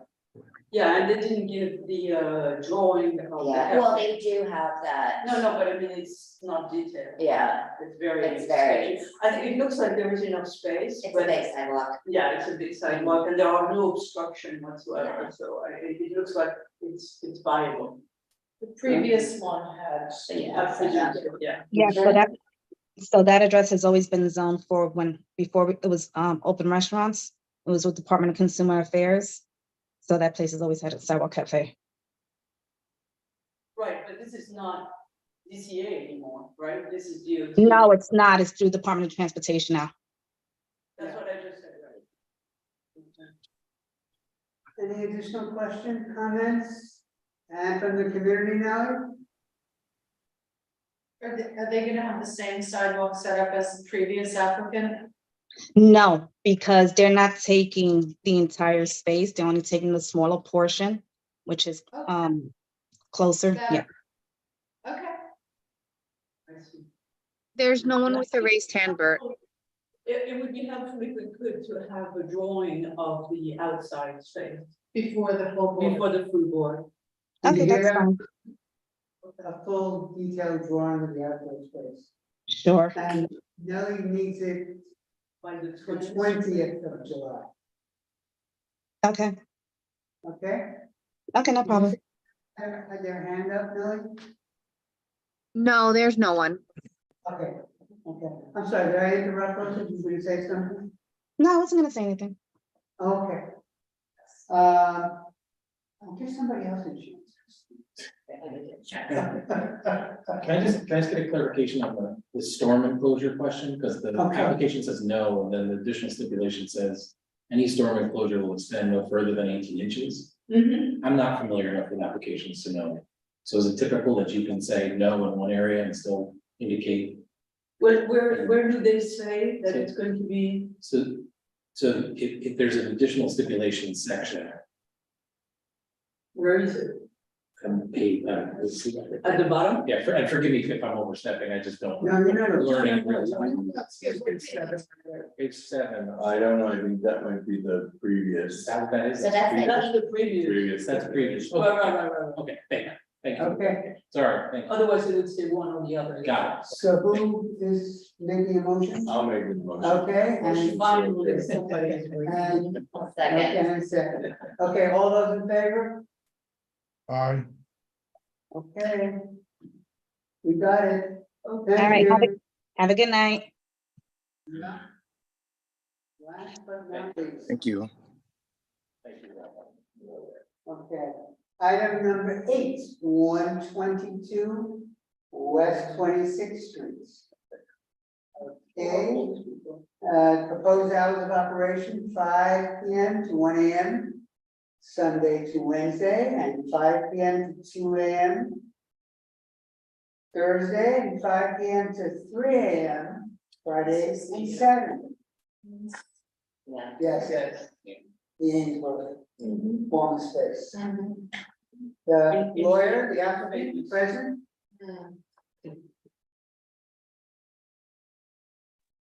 I think you're on mute. Can you hear me okay? Yes, now we can. Okay, great. Hi, everybody. Good evening. Very impressive to have an hour on the first one and 35 minutes, and here we are at the end of the agenda. So appreciate that very much. I'm Joseph Levy here on behalf of the applicant. I have the whole operations team and ownership team here with me in my office, so we're all in one frame for you. 122-26 ST Ops LLC. As you mentioned, this is the former Ainsworth space. There's an asset purchase agreement in place here to hopefully do a transfer of this liquor license. The team before you might look familiar. We were here a few months ago. They were opening up a space on 23rd Street, which they were approved from you guys for. They operate a restaurant in Soho called Maison Close. They're going to be doing another restaurant concept here in the old Ainsworth space. I'd like them to speak a little bit about the concept, and then we can get into some of the nuts and bolts of the application. Great, good evening, everyone. How are you? Paul Bernard here, one of the principals of 122-26th Street Ops LLC. We're applying for a liquor license in this space, formerly the Ainsworth, as a Moroccan restaurant. As Joe had mentioned, we have another very successful restaurant that we opened up in Soho, on a very difficult block in Soho. Been in the neighborhood for quite some time with other concepts, so very familiar with what has transpired on 26th Street. And in terms of the concept, it will be a great addition to the neighborhood, something that doesn't exist in the neighborhood in terms of a restaurant, fine dining restaurant with a vibe element to it. And that's really it. Telio, would you like to touch on it a little bit? Sure, yes. As we're doing at Maison Close, our main focus is the service and making sure our guests are welcome and having the best time from A to Z, focusing on great food, great kitchen, great service. That's what we're about. So we're very excited. We welcome the neighborhood. So the space is the ground floor and the cellar level. The capacity of the two floors combined is 295. The makeup over both floors is 36 tables, 267 seats at those tables, with one bar on the main floor with 28 seats.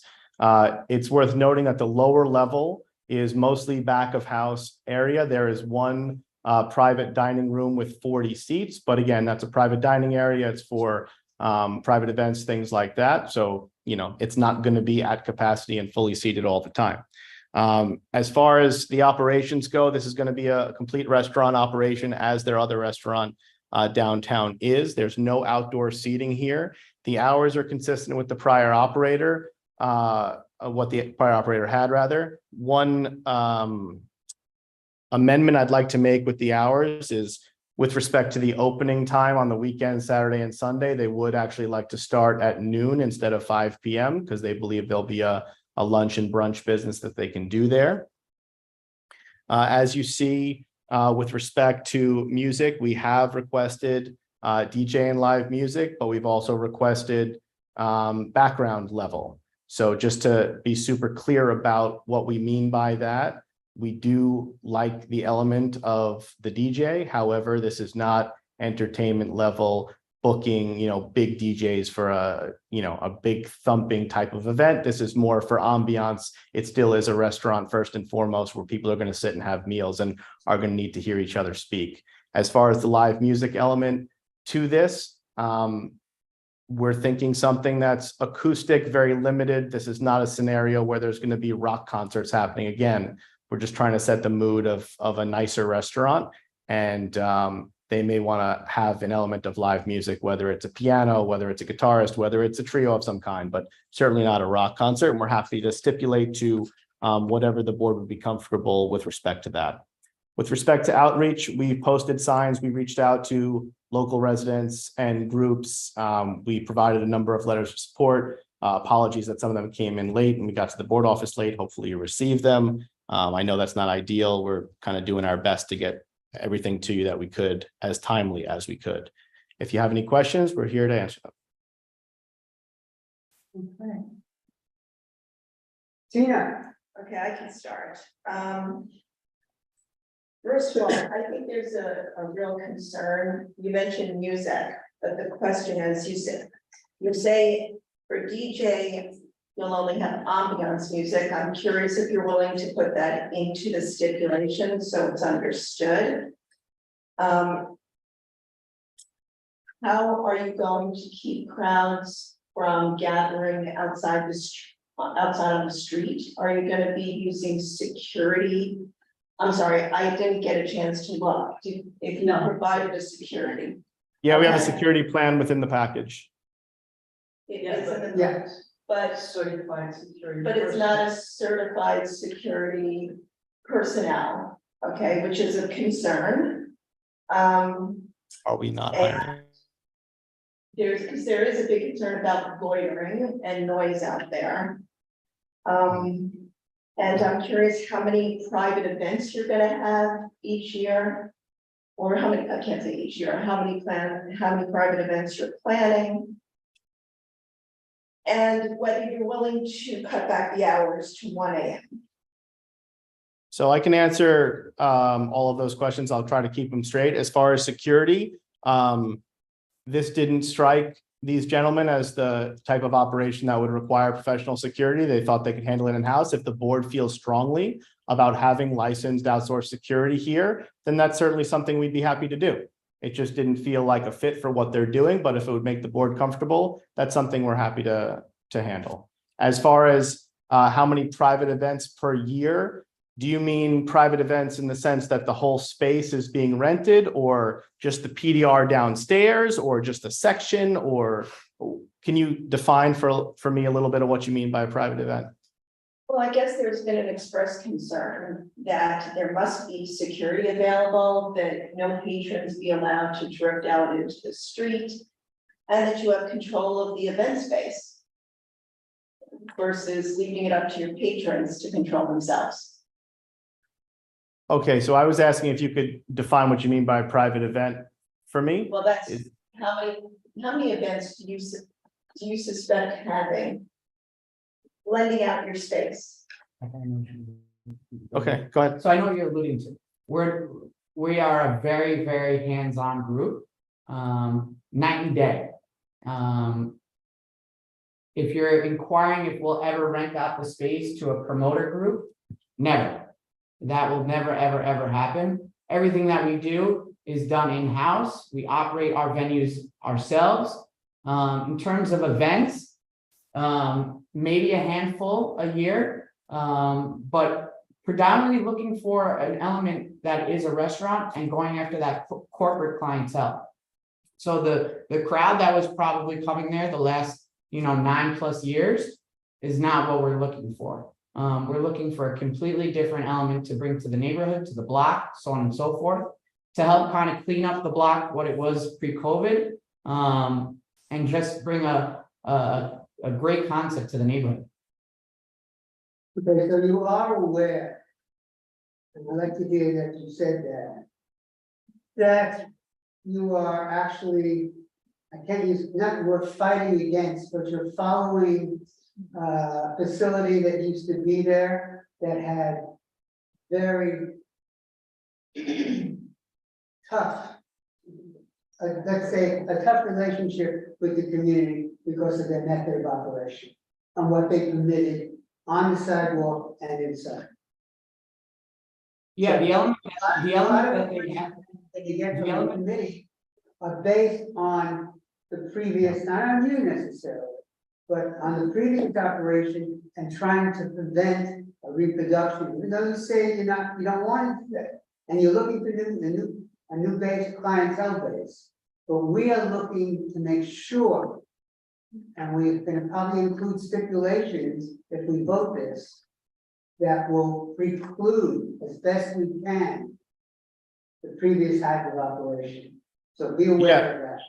And Bert, we're aware of the operation that was there previously. As Cole mentioned, this operation is going to be night and day. Of course, you don't know that until we're there, but we're hoping that the fact that we've done this successfully in other places and we've done it in residential neighborhoods and we've done it throughout the city and throughout the state and other cities as well. You know, we have a reputation of doing a pretty good job here. As far as stipulations to keep the outdoor space clean, no queuing outside, professional security, whatever the board's interested in, you know, we're happy to oblige because we are really telling you what we're going to do here. This isn't, you know, we're telling you one thing, we're going to do something very different. So whatever you're comfortable with, you know, we're happy to talk about it and we're happy to agree to stipulations because we don't want that either.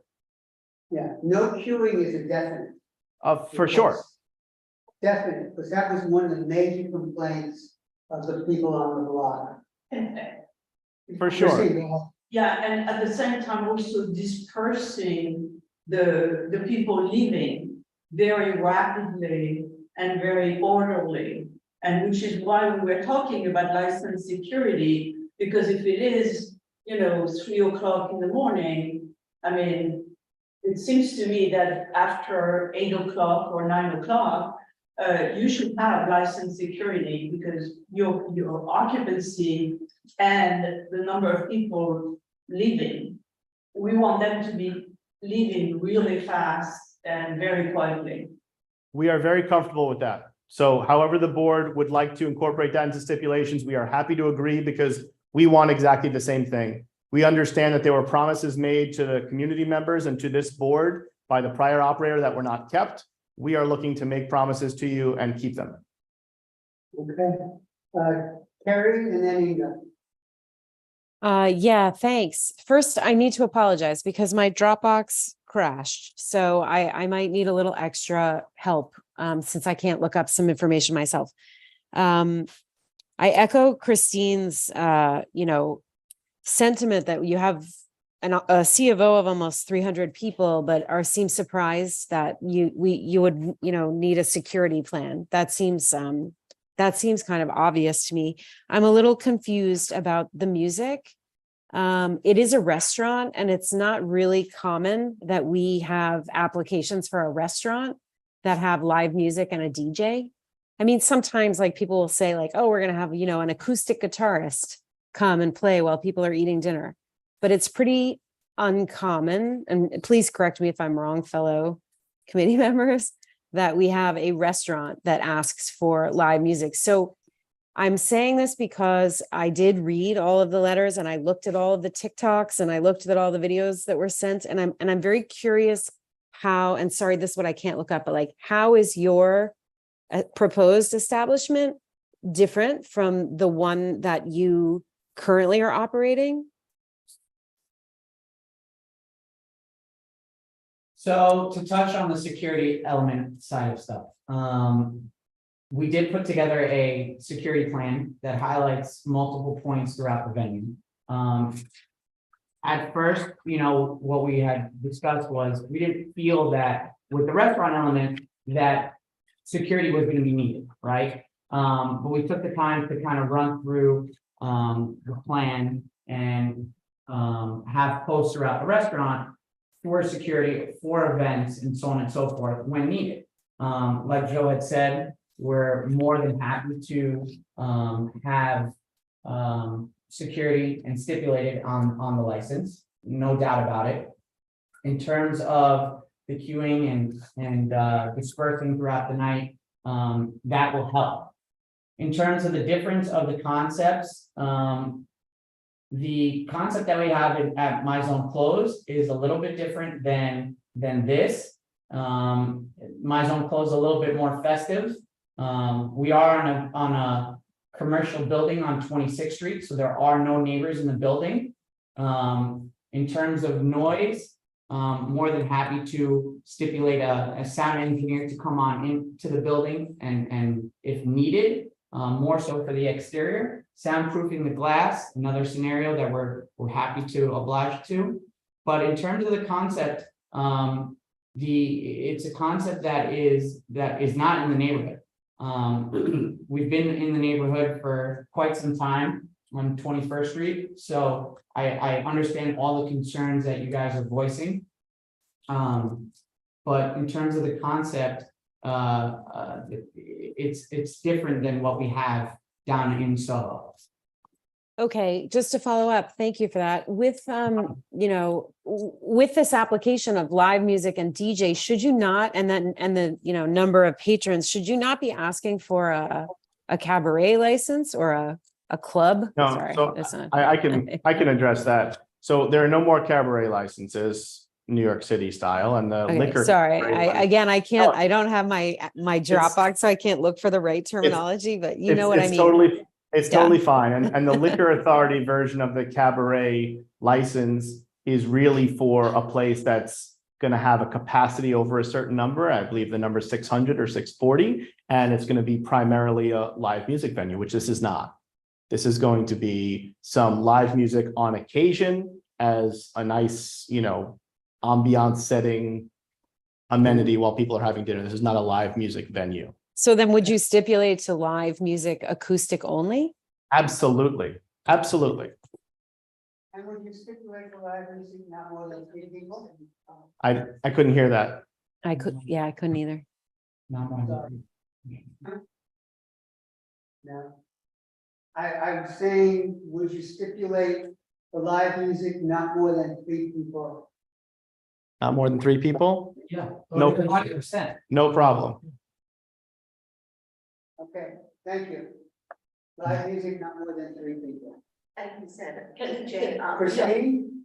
Can you also remove the DJ?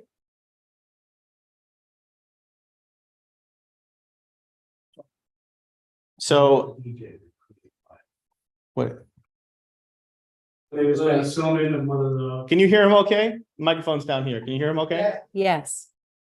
The reason why the DJ is important to us, more important than the live music, is rather than just hitting a playlist, having a DJ really helps create the vibe of the room. It's not about, you know, blasting the sound, but it's about somebody who's a professional, trained professional who knows how to play music to the crowd, to the vibe of the room. So, you know, to us, to be quite honest, the DJ element is a lot more important and, you know, would benefit our business than the live music. So if there was one or the other, you know, we would definitely be, you know, obviously we'd love the opportunity to do both, and we're here to work with you. But I think on our end, you know, having the ability to have a DJ there is more important to us, you know, than the live music aspect. So, you know, we really want to touch on it and see what we can get it approved. Yes, ma'am. I got it, a follow up on that. So would you say you want a DJ to select and curate the music, which I understand. But then you would mic, etc., right? You froze in the middle there, Christine. What I'm saying is that you don't need a DJ which has a mic and an amplifier, etc., which is really routing the crowd. Yeah, you don't need a DJ with a microphone. No. No microphone, none of that. None of that. Okay, so we'll put that would be a good stipulation to put in. So the DJ is the curating the music, Right. choosing the music, selecting the music, but not broadcasting all over the world. Right. Okay, Inga. So in essence, that's no DJ. Because he's just curating the music, he's not speaking, he's not making any other noise, he's just playing music. Correct. Yeah. Correct. 100. So that's not really a DJ. Well, that's. Well, what they call it. It is, as far as the definition that the state liquor authority would use, if it's someone actively manipulating the music, then they would consider that a DJ, and we would rather be on the right side of the definition in terms of transparency, as opposed to have it look like we tried to hide something. Okay, and this is just background music. This is Correct. not other amplified, it's just background. There's no music. dancing. There's no dancing. No, there's no dancing, not, fist pumping. You can't hear people. This is a restaurant. When you card people, are you carding them at the door for age or at the table? Or the bar. At the door, at the door. I would like to say Restaurants don't usually do that. They card people when they order liquor at the table. Clubs card at the door. You're gonna cause. No, we don't have lines on the street. That's not necessarily. I guess what we're saying is, in all honesty, we cater to a 30+ crowd, so it's just not something that we're usually worried about. I'm just being transparent, like, we're not a restaurant that caters our price point for food and for a cocktail does not cater to, really a borderline crowd. So I just want to kind of, so we're not really. So you're not carding at the door. You're gonna let anybody that walks in there sit down, and when they order, then you can ask them their age. Well, most restaurants do that. Majority of restaurants in New York City don't. We card at don't the want door. you carding outside on the sidewalk. We don't want crowds on the Okay, sidewalk. fine. No problem. No problem. That's- Here, we were giving you that answer thinking that would make things easier, that we make sure that it's a zero tolerance kind of policy, but if you'd prefer no carding at the door, no problem. I think we're trying to figure out whether it's a restaurant or a club. Well, it's a restaurant. It's a restaurant. Door, if I go to a bar or a club, they ask for my ID, so that's what I'm trying to figure out. You're not carding at the door because you're a restaurant, you let a 5-year-old walk in and sit down with their parents, correct? They could, yeah, it's a restaurant. When the 5-year-old asks for a beer, you ask for his ID, obviously. Yes, of course. Carding outside. No problem. No carding outside. Including that at this stage. Okay, I have a question. I'd like to go back because I told you. I have a problem with the 3 o'clock. I think that it should be 1 o'clock across the board. This has been a problematic neighborhood, venue, street. I think that to start, it should be 1 o'clock across the board. So That's- just real quick, I will say that we don't need the 3 o'clock. The 3 o'clock is what had existed, so we were going with those hours. We are happy to take the weekend hours down to 2, but we feel pretty strongly about the 2. We do that at another location well and responsibly, and we believe we can do it here at 2 as well. Yeah, it's a restaurant. If your business plan here is pretty much a romantic and chanting kind of traditional music, cultural performances, like kind of restaurant, I don't understand why you need to be open till 2. If you're saying they're 30-year-olds, I'm usually in bed by 10, so 2 o'clock is a little late. We offer like a 3-hour dining experience. 3 hour plus, maybe plus a cocktail at the bar after, just to finish the night properly. We have reservation at 10 p.m., 10:30 p.m. We just want our guests to have the full experience with us. And listen, at 2 a.m. there's no one in the place. It's not 2 a.m. we stop serving. It's 2 a.m. the place will be empty. We do it properly in Soho. There is 0 body in the restaurant at 2 a.m. But And it's a full experience. We're doing fine dining. We're pushing the service. Our guests really appreciate the service, and it's mostly a 3-hour experience. So okay, so what about you stop the music and you stop the kitchen at 1 a.m. across the board. And still remain open till 2. Well, the idea is that the kitchen's gonna be open the whole time, because you're gonna end the kitchen an hour early. So kitchen, we can close an hour early. You wanna, If the music is background and it's curated, you know, I mean, 1 to 2, it would be not there, and that's not a big deal, right? I'm sorry. I think the concern here is it's looking like a nightclub. Thank you. And what they're trying to do is protect it from being just that. The issue is this applicant is different from the other one because you're adding the DJ and you're adding live music, which the other person didn't have. So we're trying to set up protections to make sure that the community is safe from actually it being a nightclub. So I would recommend that we also put in the stipulation, if they go forward, that there's no charging of any cover charge to get into this. no problem, no problem. Happy to have no cover charge. And how about as a concession with respect to the music, the DJ is over at 1 and it just shifts to regular recorded music for the last hour. I think that It is regular recorded music. yeah, but typically the DJ gets much louder and they're playing for the crowd. The other one is a little bit more. Well, which is what we were. Yeah. Hold on. We just want background music. Right. Okay, so what we're So we have saying kitchen closing at 1, and we have the DJ stopping at at 1. 1, the background music can continue till 2. And no cover charges. Right. I mean, if they're closing at 3, does it really matter if the kitchen's open longer? No, It's this is- not this gonna is- see it.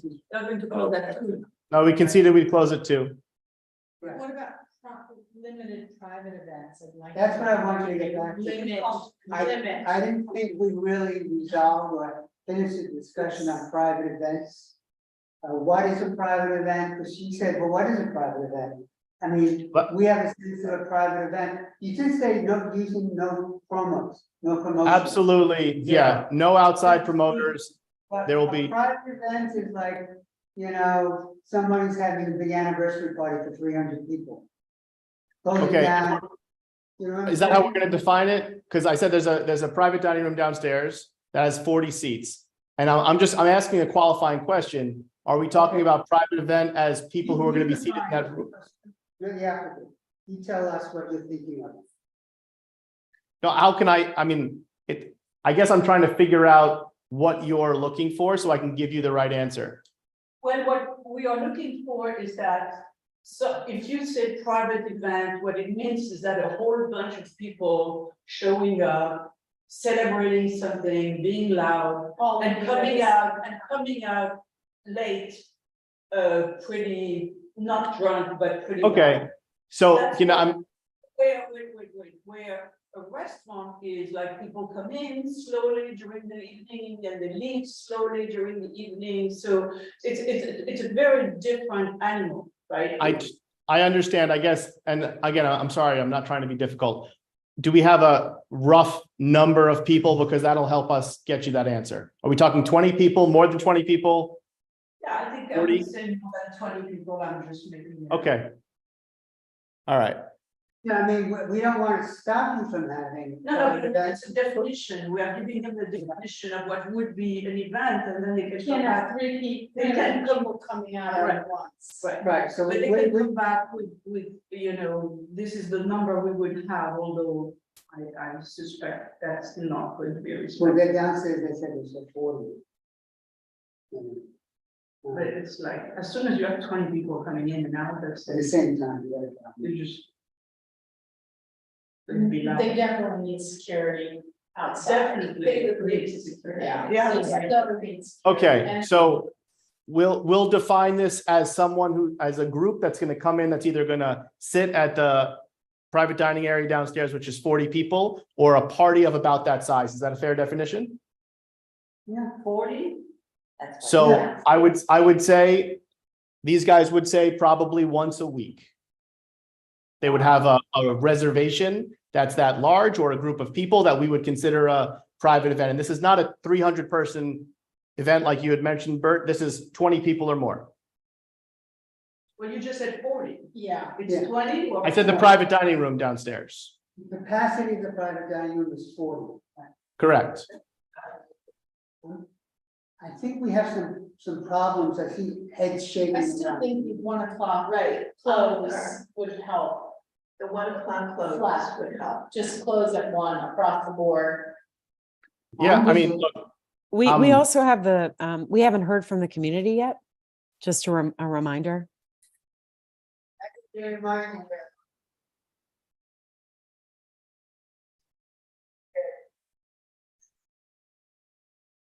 Sorry, Bert, we can't hear you now.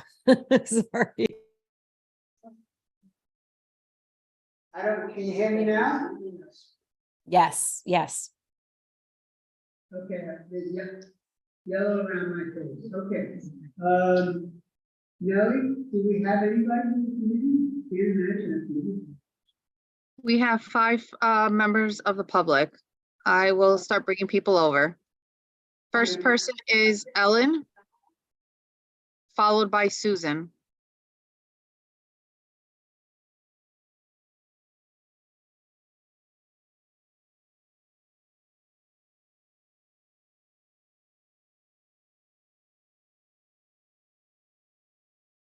Ellen, you can unmute and speak, and then Susan. Okay, sorry. I've lived on the block since 1976. And when the Ainsworth opened, it was going to be a fondue bar. So we have been burnt many times on this block for many reasons. And no offense to the new people who want to move in, but I don't believe anybody. I'm a born and raised New Yorker, and I want proof that you will take care of yourselves, take care of the neighborhood. We haven't slept in years because of the noise from the Ainsworth. The front wall is all windows. I want I've never done this before, but I want to have the people from the Pocket Bar move into my neighborhood because they're real quiet. You're across, they say it's a commercial neighborhood. You're across from a hotel. You are surrounded by people who live in commercial spaces. I'm once again, I'm a born and raised New Yorker, so I don't believe anyone. And I want you to show us how you're going to be better than the Ainsworth. Sorry, you guys look good, but I'm just saying, prove it. Okay, thanks, Ellen. Susan? Hi, thank you so much for listening to us. I'm urging you to vote to deny this application. As Ellen said, we've had 14 years of not sleeping. If this is truly a restaurant, I have no idea why they need to have a DJ and live music. Their other spaces are lounges and clubs and, party brunches. They are not straightforward restaurants. So this seems more of the same. They have nothing in their application about how they're going to deal with the windows that do open. They have nothing about they have not gotten a sound engineer or anything like that. If it's a restaurant with 300 people, that seems so different than, I think what they're opening is a lounge club. And I really, really urge you, please, to deny this application. And at the very least, have them operate for a year without a DJ, with no private events and no live music. And then if they're an amazing neighbor, then we can talk about a DJ, live music, and private events. But all of those things are huge noise issues. There's huge crowds. We have one lane on our block. We have a bike lane. The traffic from a lounge club will be unbelievable. So I just please, we've been living with this for 14 years. Finally, we have a little bit of peace. And what we really want is an actual restaurant, not a lounge bar, which was clearly what this is. Thank you so much for listening. Next we have Tom. Sorry. Next we have Tom and then Andrea. Hi, can you hear me? Yes. Okay. Brandon Hospitality Group is applying for a liquor license, which they state on their application is for a restaurant. Branded Hospitality Group operates according to their liquor license, a restaurant, Maison Close on Watt Street. Any search of videos or reviews plainly show it's a club cabaret with dancing on the tables, dancers, DJs, with one reviewer describing it as a frat party, only upscale one. Review of their application for 122 West 26th Street shows that what they propose would be the same. It's their brand. A club cabaret would be inappropriate for this residential block. This is a club cabaret posing as a restaurant with no sound abatement plan by a certified sound engineer and no security plan. We have been through this before with the Ainsworth.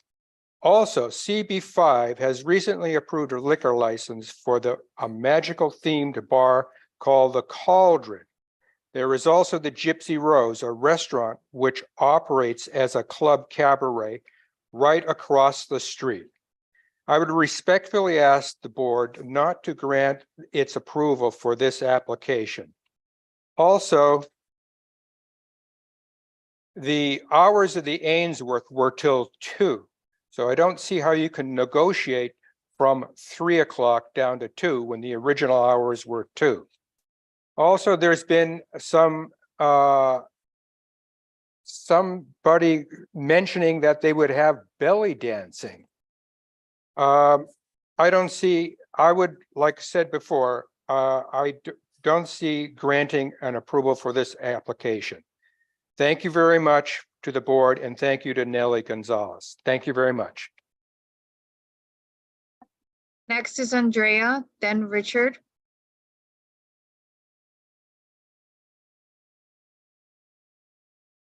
Hello, can you hear me? Yes. I'm Andrea Ackerman. I live across the street from 122. I sent a pretty detailed letter to CB4, which included the TikTok videos, which I hope everybody on the committee would view, which show that Maison Close is flagrantly operated as a cabaret in violation of their restaurant liquor license. And I want to emphasize that, in my opinion, these applicants cannot be trusted to follow their stipulations as they show in their operation of Maison Close. So to me, it's a moot point. That they should be denied, that because they are already demonstrated to be untrustworthy to follow stipulations. If the board doesn't agree with that and wants to make stipulations, I think there should be a probation period with the stiffest stipulations, which they seem to be very casual about. The noise from there's a complete glass facade which opens. They don't seem to be aware of that. There's really no soundproofing whatsoever. I'm tired of hearing cheers coming from ball games and things, every 3 minutes on the weekends, things like that. We have been through so much because of the Ainsworth, and this applicant, in my opinion, will end up being a similar kind of operation. Thank you.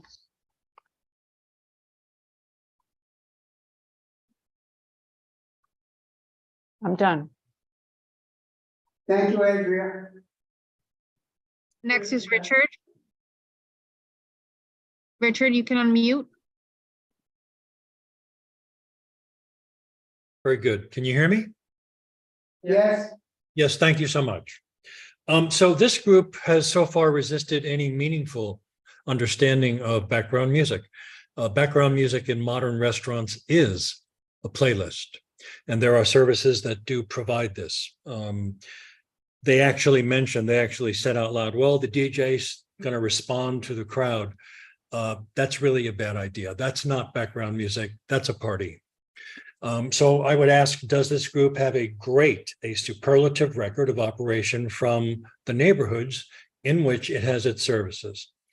Further, I ask the CB4 members to ask, similar to the conversation that was at the beginning of this evening, I'll put it differently. What would be the absolute highest level of volume in A scale inside the location and measured also in B scale measurements inside the location? Right now you have a frontage that's all glass, all those panels open up. They are not soundproofed. And I'm in the business. I don't see how you could do that without spending a great deal of money. I don't know if you have any plans for build out, for deconstruction and build out, but the frontage as it exists is beautiful, but it does not work for the neighborhood and it invites disaster. Regarding the DJ, a DJ is not quiet mood music. A DJ is not a pre-recorded playlist. A DJ is not background music. And I have a great deal of respect for the board and great appreciation. I must object. The idea of live musicians, it's not a formula for anything quiet. It would be a mistake. So I object to the suggestion of the limitation of 3 musicians. Live music and DJ, it's really a bad idea. And certainly a multiple playlist can accomplish anything that any real restaurant would like to do. One of the owners, operators, I didn't get the name, I'm sorry, I apologize for not remembering it, but you said you were a Moroccan restaurant. So that gives a certain impression. I've been to some. A 295 capacity certainly gives quite a different impression, quite a different impression. You mentioned you weren't interested in the crowd that the Ainsworth had attracted, but you did say that you're looking for the 30-somethings. Maybe you're 5 years off, but this does not seem to be any kind of a regular restaurant. And someone, I forget who it was again, and I apologize for not knowing the name, but when someone mentioned, gee, if a 5-year-old walks into the restaurant, you actually registered surprise. So I don't think this is going to be a restaurant. I think this is going to be a bar. You are familiar with the history of the existing bars. We've been told over and over, the CB has been told over and over, you seem like very nice people. It's a wonderful presentation. And I have to agree with my neighbors. I really ask, I plead with the community board not to let another wolf in sheep's clothing into this neighborhood. I'm done. Are we free to respond, Bert? Now, we just want to see, Nellie, do we have anybody else? There's no one else. Okay, so if you want to say a couple of words, couple of paragraphs. Yeah, I'm gonna touch on a couple things and then I'll let Joe kind of touch base. And then it's in response to a few different things that neighbors of the block and the neighborhood have brought up. So I apologize for not giving you a little bit of background on myself, my partners, so on and so forth, and to touch on one of Ms. Ackerman's questions and Richard's questions on our background. Myself, I've been on liquor licenses for almost 18 years in New York City. My first one started in 2005 on West 21st Street. And at this point, almost 18 years later, I have an impeccable background and name for myself and my team, especially with Community Board 5, which is a neighbor to you guys. And the Quality of Life Board in CB5 would probably attest to that. And I'm on record going for it. Nick Athanel and his team would definitely say nothing but good things. To be on a block where it is commercial and residential for quite some time,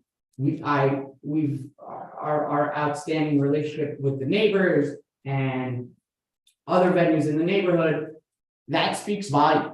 And we are very familiar with what has transpired over the last, 9 years and what the last, venue promised you guys. But in terms of what we have at our other concepts is not what we're looking to put here. We do have other concepts that are different, but we are looking to put a restaurant full scale in these four walls.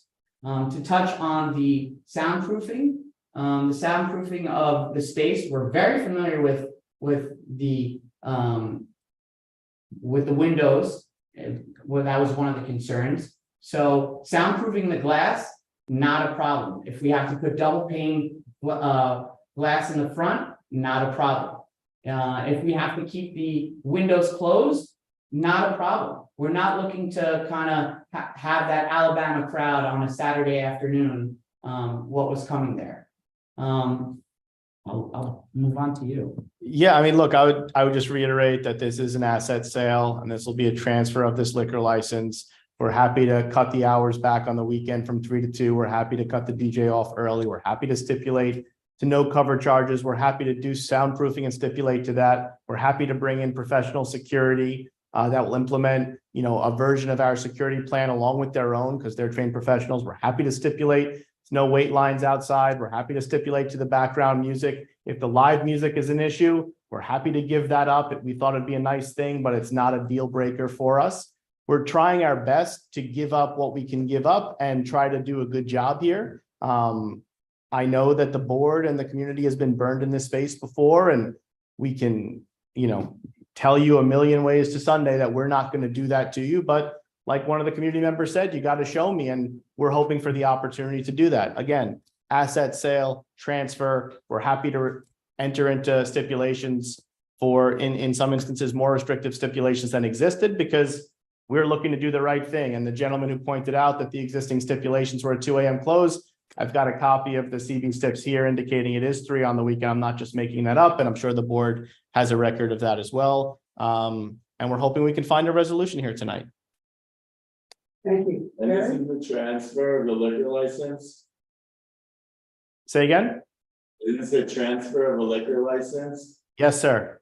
Okay, because I know that SLA, an asset purchase agreement isn't enough to get a transfer. You need to own 80% of the LLC, so are they purchased the previous business? No, you're confusing an asset purchase agreement and stock sale and a corporate change and a transfer. So we are starting a brand new LLC here, and we are transferring the assets of the old one to us. The old owner is going to have no interest in us. We are not purchasing any interest in his business. Brand new. Okay. From As far as scratch. I know, license is owned by the LLC, not the assets inside, but I guess we can look into that later.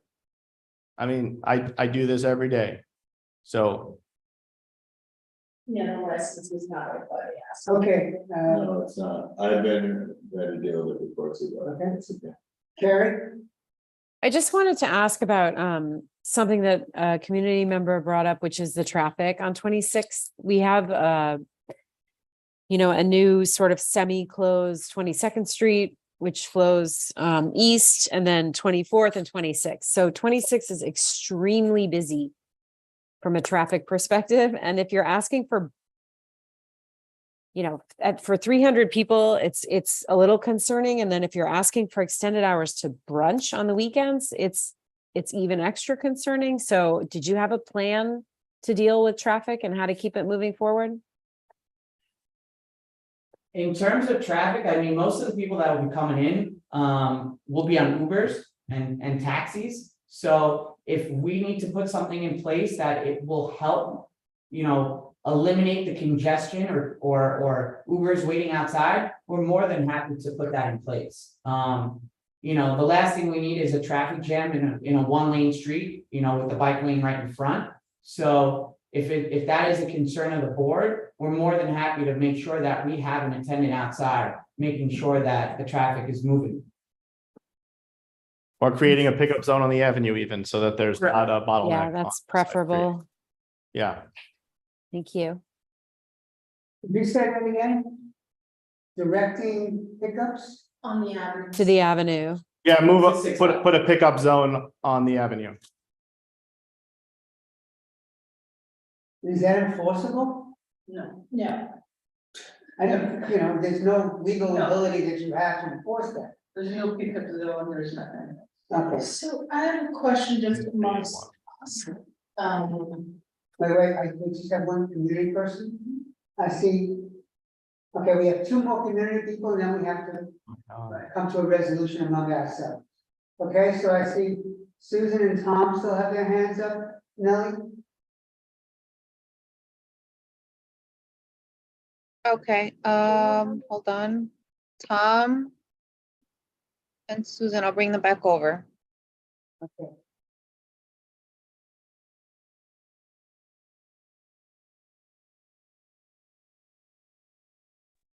I'm just reminding you guys that there's a bike lane on 26th Street.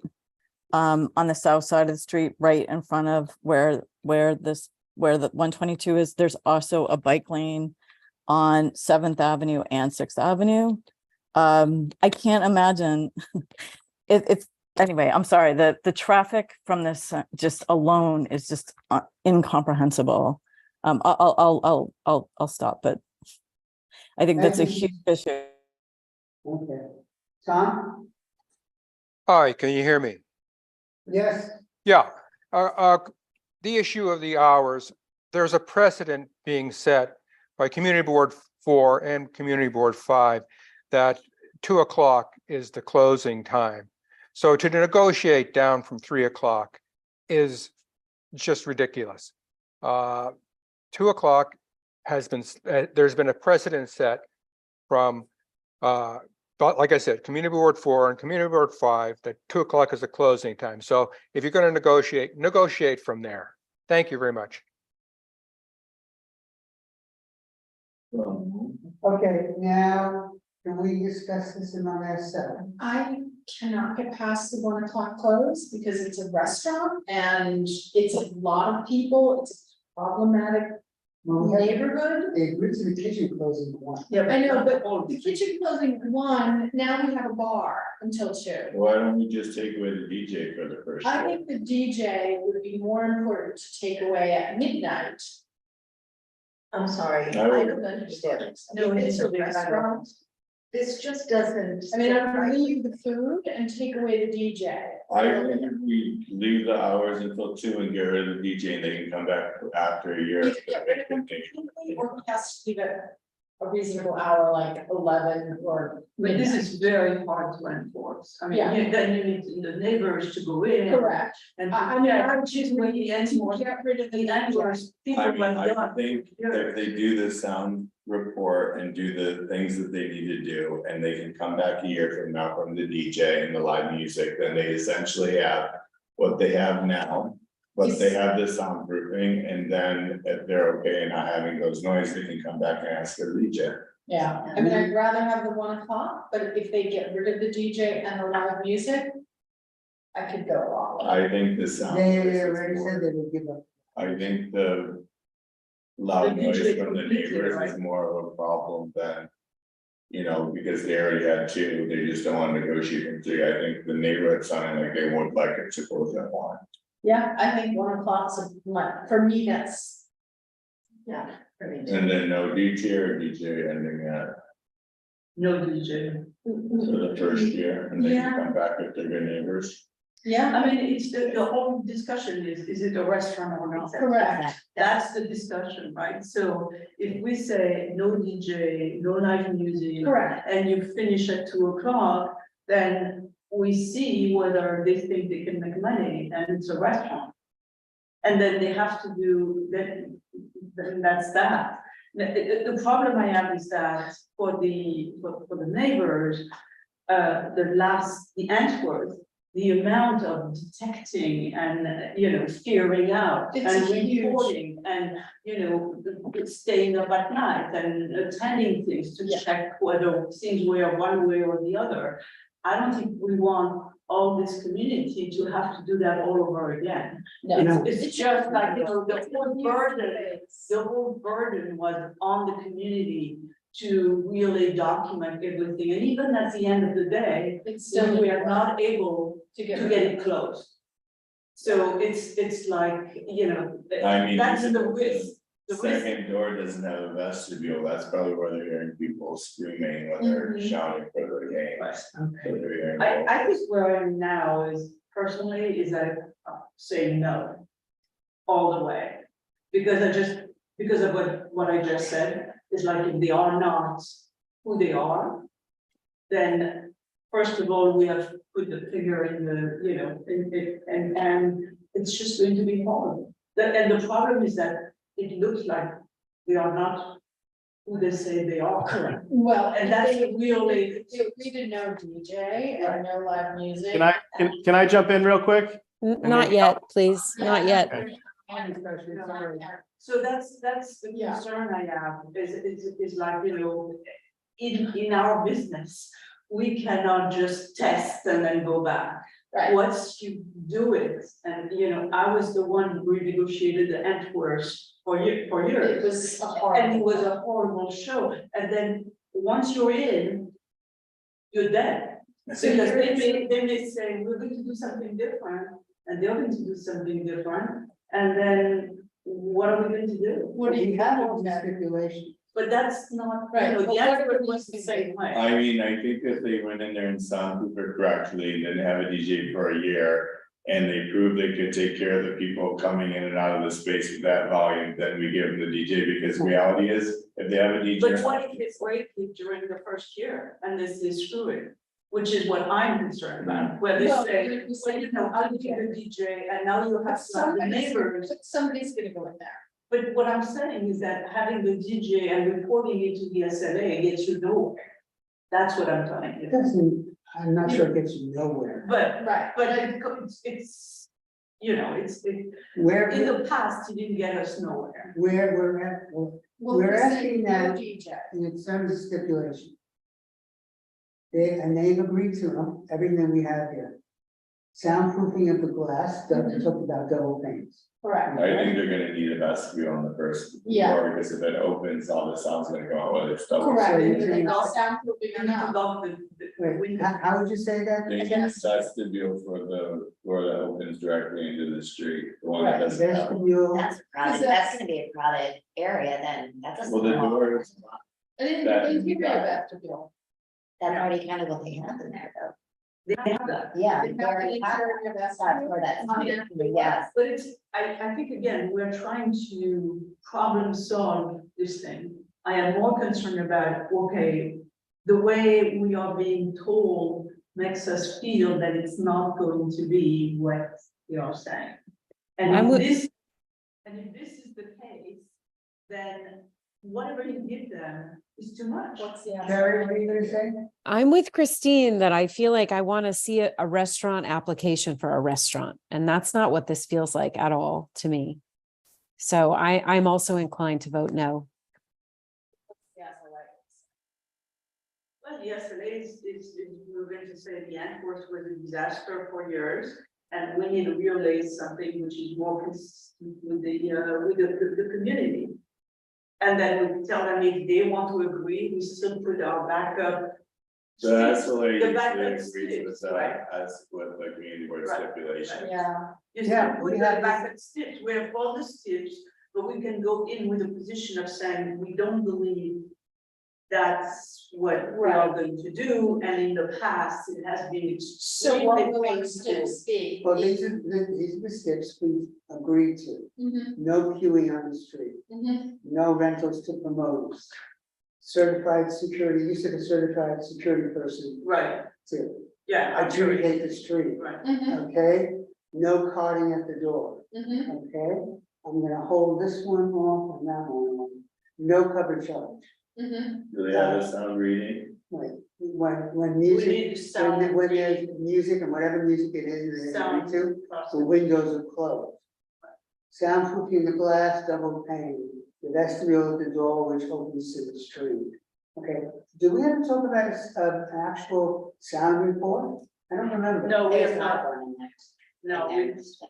They have the security one. They had the security, but they don't. we need a sound report, vis-a-vis the street. And then I had, yeah, soundproofing, keep them closed. And then, you know, then we had the party, right? I mean, we know it's once a week, I mean, which makes me very nervous. I mean, once a week is a lot. It's 40. So we had the Now, what we- DJ what we don't- stopping, we we have- had the DJ stopping at. That's what I wanna know, what do we agree on? I But think some no people said DJ. no Yeah. to They said no DJ, I right? gave it some year. I think no DJ for the My first year. question on the DJ thing is, because they were saying that it's like pre-recorded music, we've allowed that before. And this is like, they're saying in their report that they're gonna do traditional music, so they can have, is that considered a DJ then if somebody puts a CD in? DJ is a live person that's going here and spinning at the crowd, and it Correct. tends to be much louder. Right. It does. Well, we're gonna allow the background. So I music, think so- we should remove DJ. Remove DJ. And then So, close wait, that. hold on, please. No DJ. Why two? Yeah. What? I Close it didn't want, I didn't want thoughts. Okay. I just want to call out that there was a request for extended hours as well on Saturday and Sunday to include brunch. They want to open at noon on Saturday. Yeah, because again, it's 12 o'clock. Yeah, 12 o'clock. I think that's fine. I have no problem. Okay, so we had to think about stopping the kitchen at 1, but now it We doesn't matter. should close if it they're at 1. asking. Let's close at that one. Yeah, because if you start the kitchen at 1, now you've got a bar for the last hour. I got you, I hear you. So we're talking closing at 1. Is that it, Ted? And then there was the traffic mitigation. I don't know. They said they would have someone.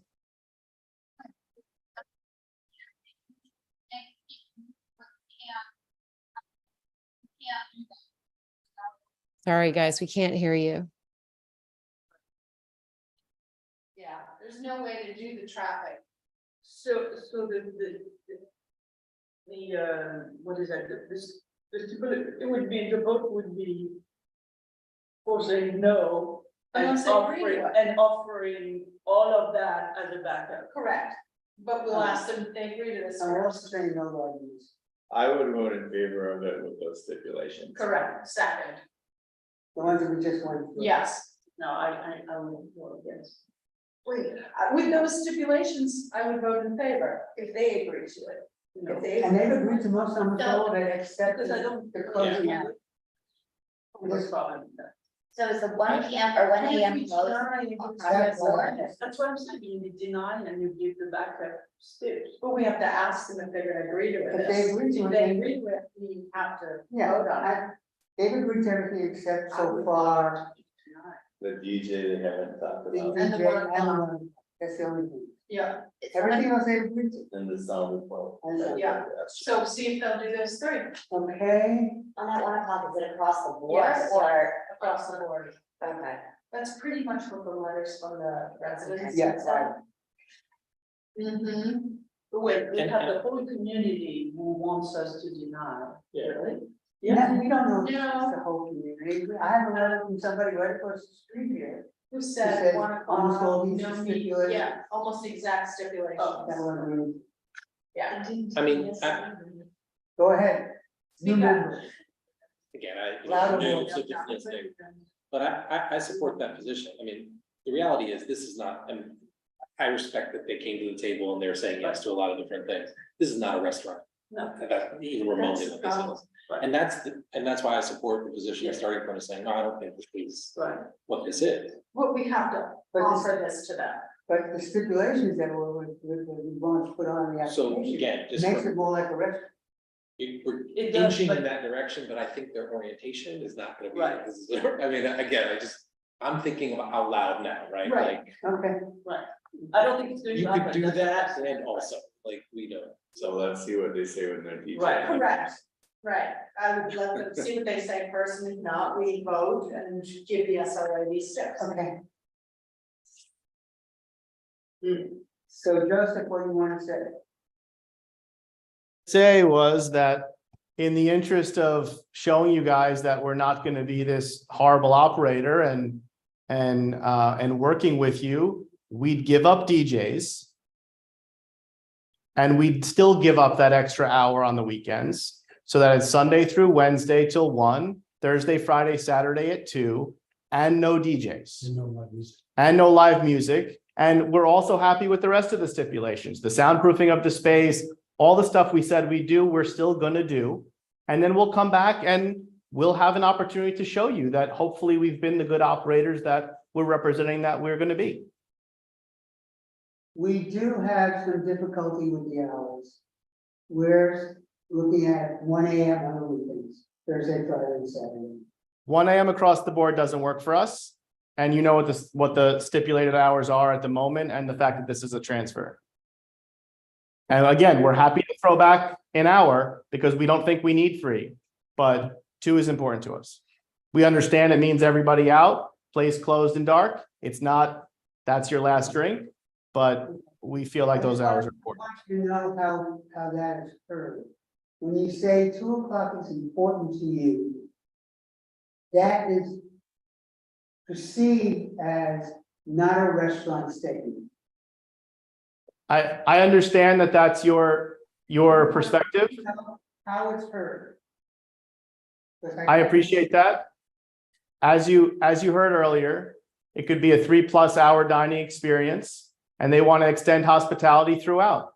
It could be empty at 2, and if it's empty at 2, it'll close earlier than 2. But we want that flexibility to be able to close the right way and not rush people out. And again, we're giving back an hour on the weekends from what exists currently. Well, I'm sure you realize that the guidelines we have established that everybody's kind of happy with is that when there is a restaurant or an establishment on the side street, which is residential, we're trying to trend toward 11 or midnight. I So 2 totally. o'clock is a big jump there. This is what we like to do on the avenues, not on the street. So 1 o'clock is a stretch for us on Right. a side street. Right. I totally appreciate that. And I hope that you guys appreciate that we've tried to be as amiable as we can be with these concessions, and we're happy, to continue down that road, but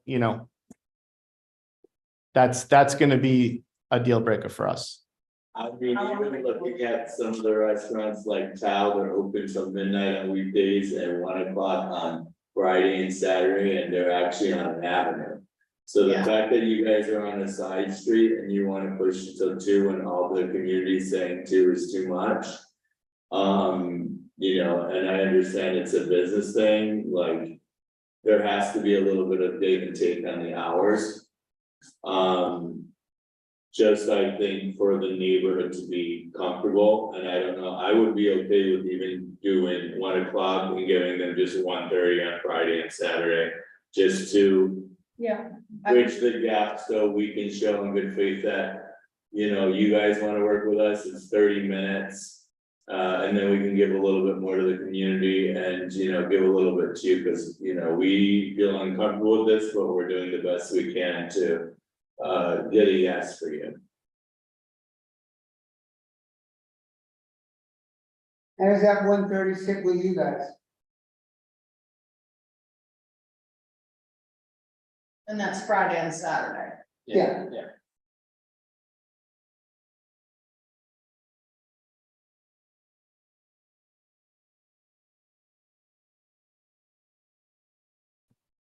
The half an hour does make a difference, unfortunately. Yes. So it does make, okay, we thought we'd be able to do something. So I have a motion.